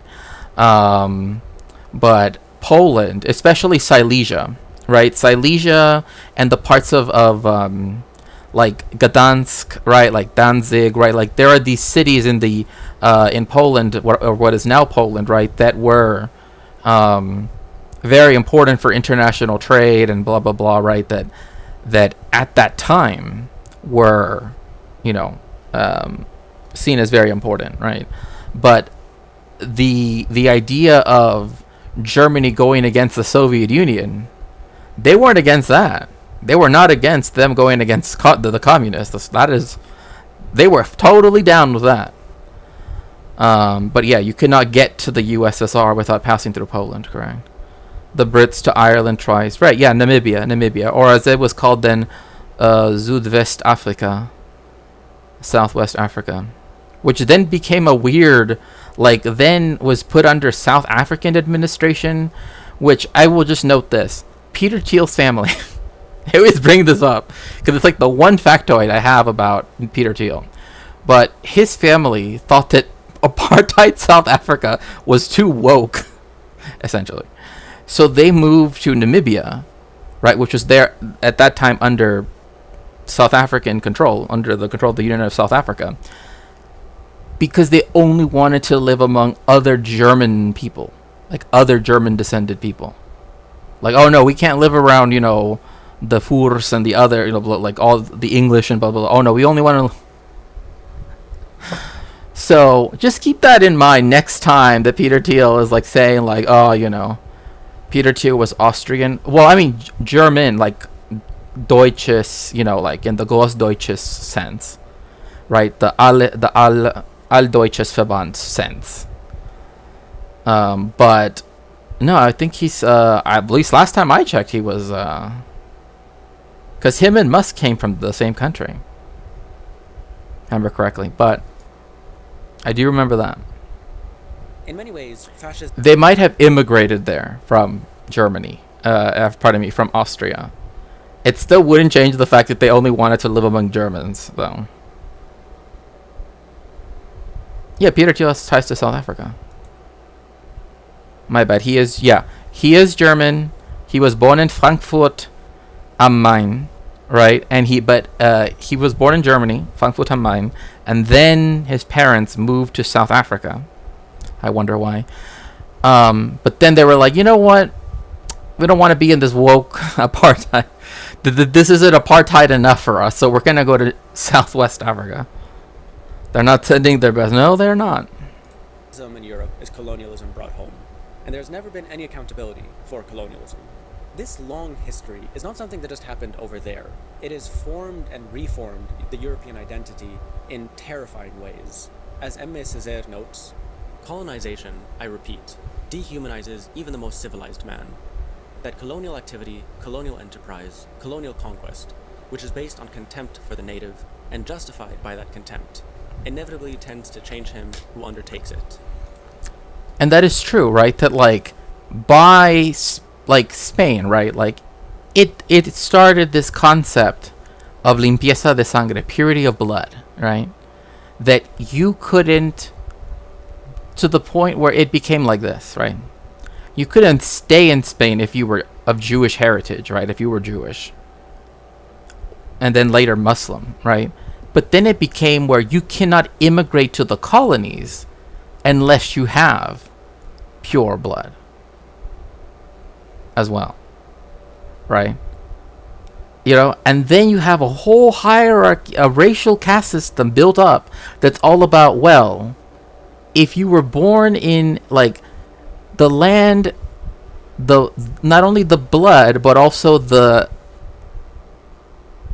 land. I'll use that instead of the other term, but you can see where it eventually leads to, particularly in German, that it affects you, right? And they thought that blood literally, your behavior was tied to you being blood-related Jewish, right? The reason why, yes, soil, yeah. Sasha, the reason why Sasha always washes, Sasha, your pronouns are he, him, right? On YouTube, it doesn't let me see the pronoun thing. Well, anyway, Sasha always washes his hands, right, before eating any meal, right? He doesn't do that because, I don't know, he doesn't want to eat a soiled, sandwich, right? It's because he's Jewish, right? No, my apologies for that, Sasha. Yeah, so she is doing that because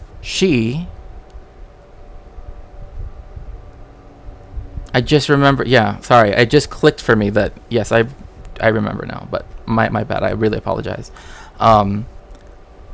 Sasha, she washes her hands before eating any meal because she is Jewish.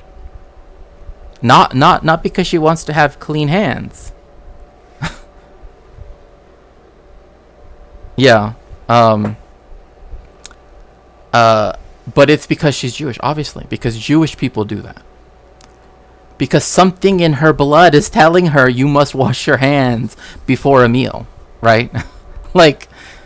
Same thing with something as Sasha, she bathes too much, right? It's Christians don't take baths every single week, right? At least, right? Back in the day, right? Right? Why is she showering every other day? That's a bit weird. Why is that? Well, according to the statutes of blood purity, it's because she's Jewish, right?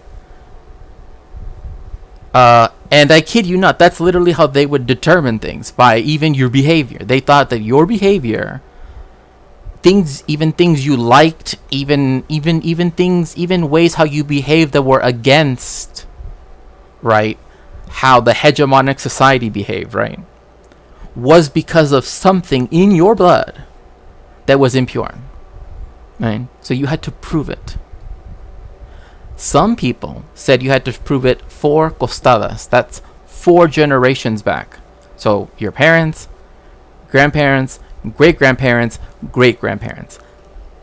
I'm gonna make, like, there are very few people I know who know anything past their grandparents. I'm just gonna be real about that.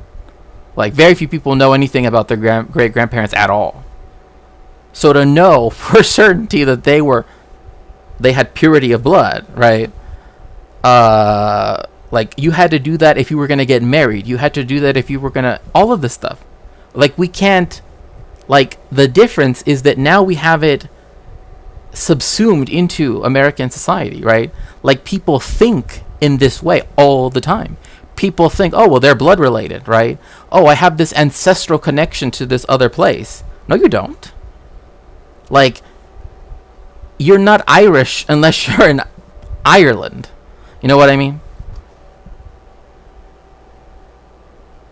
Like, people like to claim their blood heritage going all the way back, but if you were to drop them in the middle of, Heidelberg, you don't know shit.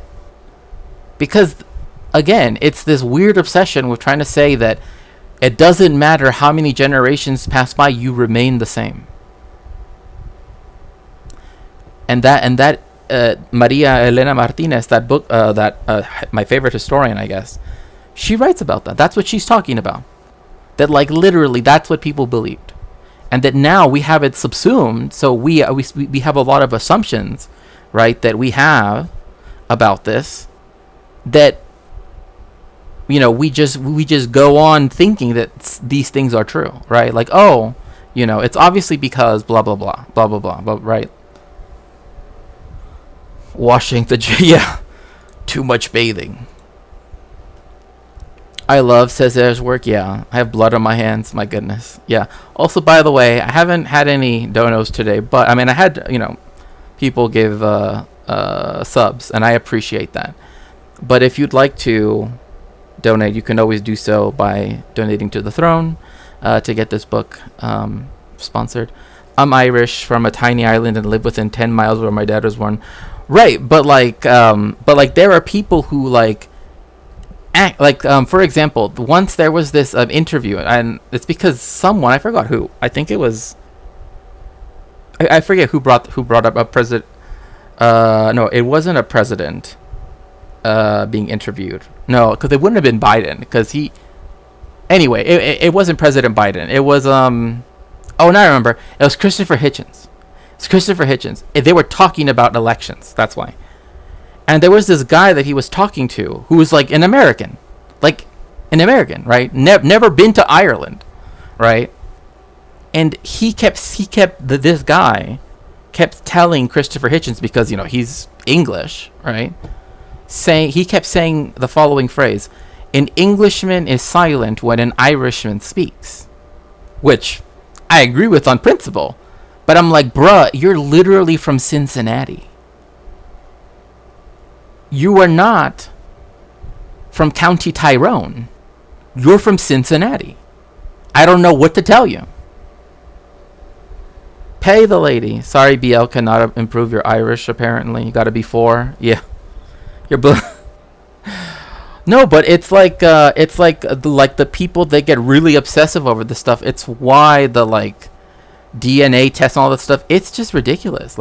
It tells you nothing. It tells you, oh yeah, there were some people that were related to you at some point in the past that they kind of match people that lived around here too. That's about all I can tell you, right? If you use it for disease, that's one thing, because that's actually an active thing, right? But any of this 23andMe, all of that Meshuggah stuff, it's just ridiculous. It's just all race science is just shout out to Tyrone. Look, I know Ireland somewhat. I've always wanted to visit, but it's expensive. It's expensive, there is a town in Ireland that I've always wanted to visit. Well, one of the towns in Ireland. I can't say it's the only one, But this town is specific because it had like a lot of the people that immigrated from it went to Mexico and fought in the San Patricio Brigade against the American colonizers when they invaded Mexico and stole half the country. So yeah, it is, because like there are people that are like, oh look, I'm 99% blah blah blah, right? And the people that and they always want to get like specific boundaries, right? And it's always like northwestern and like, you know, Scandinavia and Germany, right? It's like that's what they want to get, as close to 100% as. Why? If it doesn't matter, why is that the obsession, right? And that goes back to the idea of blood purity, right? That they want to claim that, oh, they have some. I mean, I would love to go. I just don't. That the colonizer, who in order to ease his conscience, gets into the habit of seeing the other man as an animal, accustoms himself to treating him like an animal, and tends objectively to transform himself into an animal. When Fanon wrote in 1961 that there is yet to be a single French soldier indicted in front of a French court of justice for the murder of an Algerian man, he really was predicting. The same could be said of any colonial. That's really interesting because, you know, I was bringing up the Battle of Algiers, right? That's still true. I mean, like Israel loves to say, oh, you know, the one IDF soldier that was brought to court, if I remember correctly, so far. Please, if you do have more information, please I want to know, right? I'm more than fine being corrected. But the only person that has been indicted and even tried from the IDF vis-a-vis Gaza, right? Right. When it comes to their invasion of Gaza, is this dude that like stole something. It's like, you're gonna go after him against that and then say, yeah, the International Criminal Court and the ICJ, they shouldn't investigate us. Really?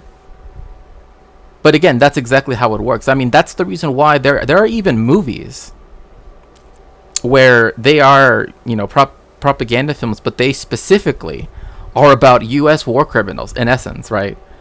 And the thing is that they're trying, because this happens a lot, where they're trying to get you to want that person to escape the hands of what would be justice, right? They always want to make it seem like, oh, it'd be super scary, blah, blah, blah, all this horrible stuff. But it's always like, they've done all these horrible things, but as long as they can get to America, now they're safe. Now they're home. And now they never have to think about what they did over there ever again. Because it doesn't count. You know. Reminds me of the movie Duck, You Sucker, aka A Fistful of Dynamite, when Sergio Leone, about an Irish revolutionary going to Mexico and helping them during the revolution. Right, yeah. Everything is money these days. Yeah, hopefully one day. Colonial regime, not least of all, the State of Israel.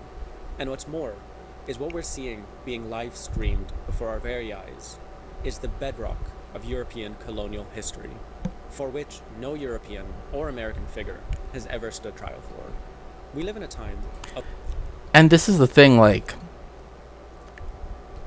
Israel, a lot of people say, you know, oh, you know, they would never let Israel, you know, be sent to the ICC. Well, in a way, yes, that's true. But also in a way, if they were going to send anybody, right? If they were going to be like, okay, fine, what, you know, someone has to bite the bullet. That's exactly who they would send, right? So, like, that's always been a thing that they kind of, you know, like, they always were willing to, you know, like, oh, if it's someone from Greece, right, they're willing to send them to the court, right? But if it's someone from Germany, oh no, how dare you?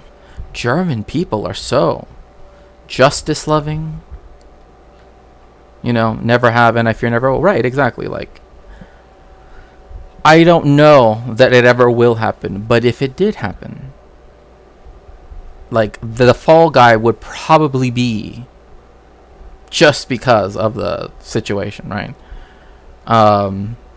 Because it would, it would then allow the United States to say, like, see, we do care about the blah blah. You know what I mean? Like, it's a way for them to pretend again. Of multiple ongoing genocides, of economic, political, and climate collapse. All these struggles and collapses have their roots in colonialism. The current realities feel so dictated by bombs, by guns, by police batons, and by intimidation. But I have to believe that there is still something in identifying the source of oppression, and not only in a way that illuminates the struggles against the oppressor, but also in a way that implicates and makes clear that we are all implicated. I think that is so crucial in building an actual internationalist left that I think is so needed to tackle some of these structures and dismantle some of these systems that are literally making this world uninhabitable. Like, for example, if you don't tackle your own white supremacy, or even discuss about tackling it and be actively anti-racist, you are not trying to be internationalist. Right? Like, you have to be anti-racist. That's something you're always working towards. Right? There's no such thing as a non-racist. There are racists and anti-racists. Right? And that involves you having to constantly be aware of the fact that all of these systems of oppression, of hatred, etc., exist. And that if you are in a place of privilege, that you have to make it so that you understand, right, that the people who are being silenced, the people who are being ignored, the people who are being harmed, right, are not also being victimized by you. Because so much of, like, the people that say that they're, like, on the left, right, or at least claim the left, whatever that even means, usually think it's okay to continue using the language of the oppressor. Again, and by doing so, they're showing themselves to be the oppressor, I should say, right? Like, no, if you use racist language, you are not a leftist. Like, you are just someone who, again, like I was saying earlier, right? Any little space that marginalized people can have, as soon as that door is open, right, the colonialists and imperialists will go. And they will never let you have it back. And so the same goes in that sense as well, right? Unless it's something that you're actively working against, right? You have to be anti-colonial. You have to be anti-imperialist. You have to be anti-racist. You have to be, anti-homophobic, etc. It is something you have to be actively doing. And by so doing, that allows you to actually be revolutionary. If you're not doing that, if you're just gonna, think about these concepts in a kind of platonic way, that doesn't do anything for anybody, not even you. It doesn't do anything, right? It doesn't do anything. Because if nothing of the material conditions can be changed by what you are doing, then you are not helping. You're not an internationalist, right?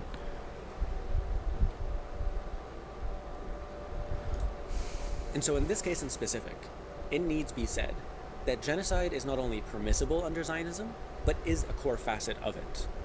In order for this genocide to end, in order for anything resembling progress or development within this so-called conflict, Zionism as a racist, supremacist, exclusionary structure and ideology needs to be dismantled. Exactly. Like I said, this is something that I said before. Like, this is why I don't even entertain people that are this. I'm not going to argue about what's happening in Gaza. I know. I've studied Zionism. I mean, you know what I mean? Like, I do not need someone to try to pretend to me that the Zionist position is equal to the anti-genocide of the Palestinians' position. They are not equal at all. I don't even have to pretend to care about the Zionist one. What I have to do, right, and what I hope to do, right, is to is to help in the undoing and the dismantling of Zionism within, for example, the Jewish community, because I'm Jewish, right? And that involves, right, not allowing people who would otherwise, again, making sure that that space, that I don't open the door that allows the Zionist in the door, right? So that door is closed. That door is very much closed. It's sealed up, right? I will always be on the side of the Palestinians, and I would never entertain a Zionist. Won't. I don't want him here. I don't want him in my house. I don't want him on anything, you know? So, again, the way in which this needs to occur is that I'm including myself in this, right? We have to be actively working against all of those systems of oppression, right? Like, me being a rabbi, me doing what I do as a historian, right, by emphasizing Palestinian history over just accepting the Zionist narrative, right, and questioning it and dissecting it and putting it and saying, this is not true, this is not true, this is not true, right, and showing it with the sources, in going into the archives and doing that work to do all of these things. That helps to that, and again, it's not immense work, right? Even if it's as small as a grain of sand, it is worthwhile. And that's another thing, is people have to be willing to accept that sometimes it may only be a grain of sand. But a grain of sand is still one grain of sand less of these oppressive systems. And again, it's something that we don't know. We will never get to actually feel what it's like to live in a world without these things. But by working against these systems of oppression, there will be a day, right? Kind of like Michael Parenti says, or no, was it Michael Parenti? I think he says, right, like the revenge, our revenge shall be the laughter of our children, right? And in a way, although I don't necessarily like putting it in that way, like that context, like revenge, right? I do think of it like that. It's like, even if it's not like children, I don't like to necessarily think of it in just like reproduction, but it's like there will be a day when the history of Zionism will be just the critical one, right? It like the hagiographies of the IDF and the founding fathers of the state of Israel will rightfully depict them as war criminals, as genocide heirs. That will happen if we work towards making that happen. Absolutely, we need many more people like, oh, thank you. I appreciate that. So, sorry, I don't mean to go off. Hello, Magic City Murals.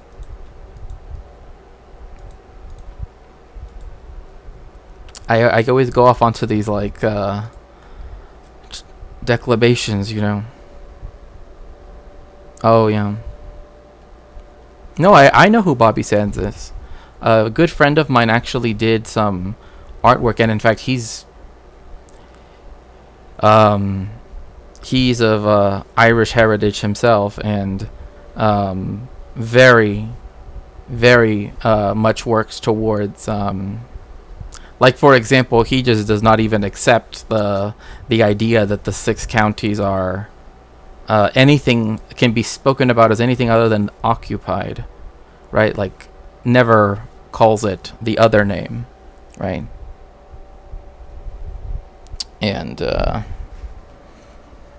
that quote was Bobby Sands. I see, yeah. Oh, yeah, that is Bobby Sands, right? Yeah. Our revenge shall be the laughter of our children. That's right, that's right. And I think about that, right? That it's like, it might not be necessarily children, right? Like, but it's like, I think, what if a book that I write, let's just say, again, I want to make sure that I am not emphasizing myself, though, because it's always weird when people do that. Let's say a book that is written, right? Not even by me. that goes into, right, all of the stuff that's going on right now in Gaza, right, that actually finally gets to tell, everything that happened since October 7th onward, right? And of course, we'll contextualize prior.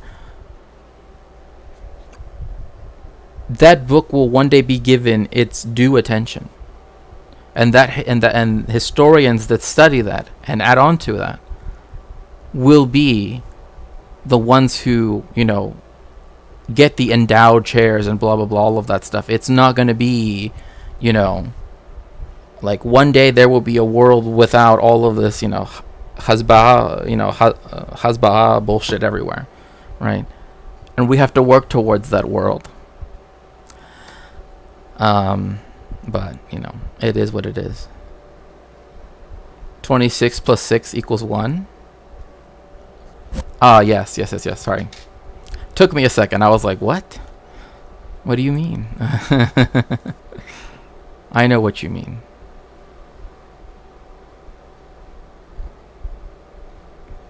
Let's see here.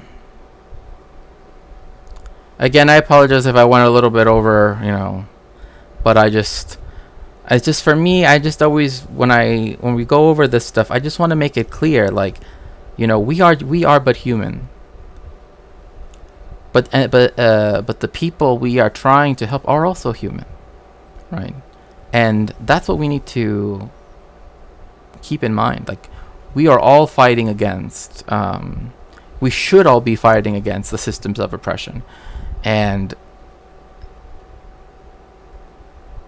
we are closer to the end of these things than we were ever before. To quote Tupac Shakur, "I might not change the world, but I might spark the mind of someone who will." Yeah.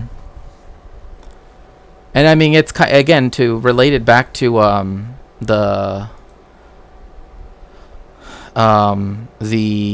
battle of Algiers. I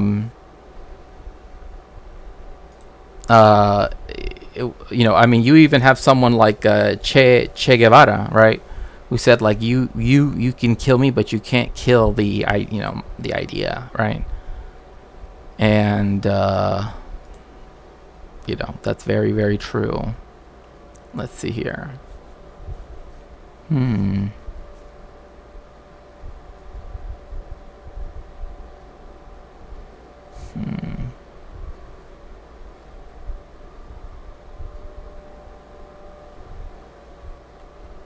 Okay.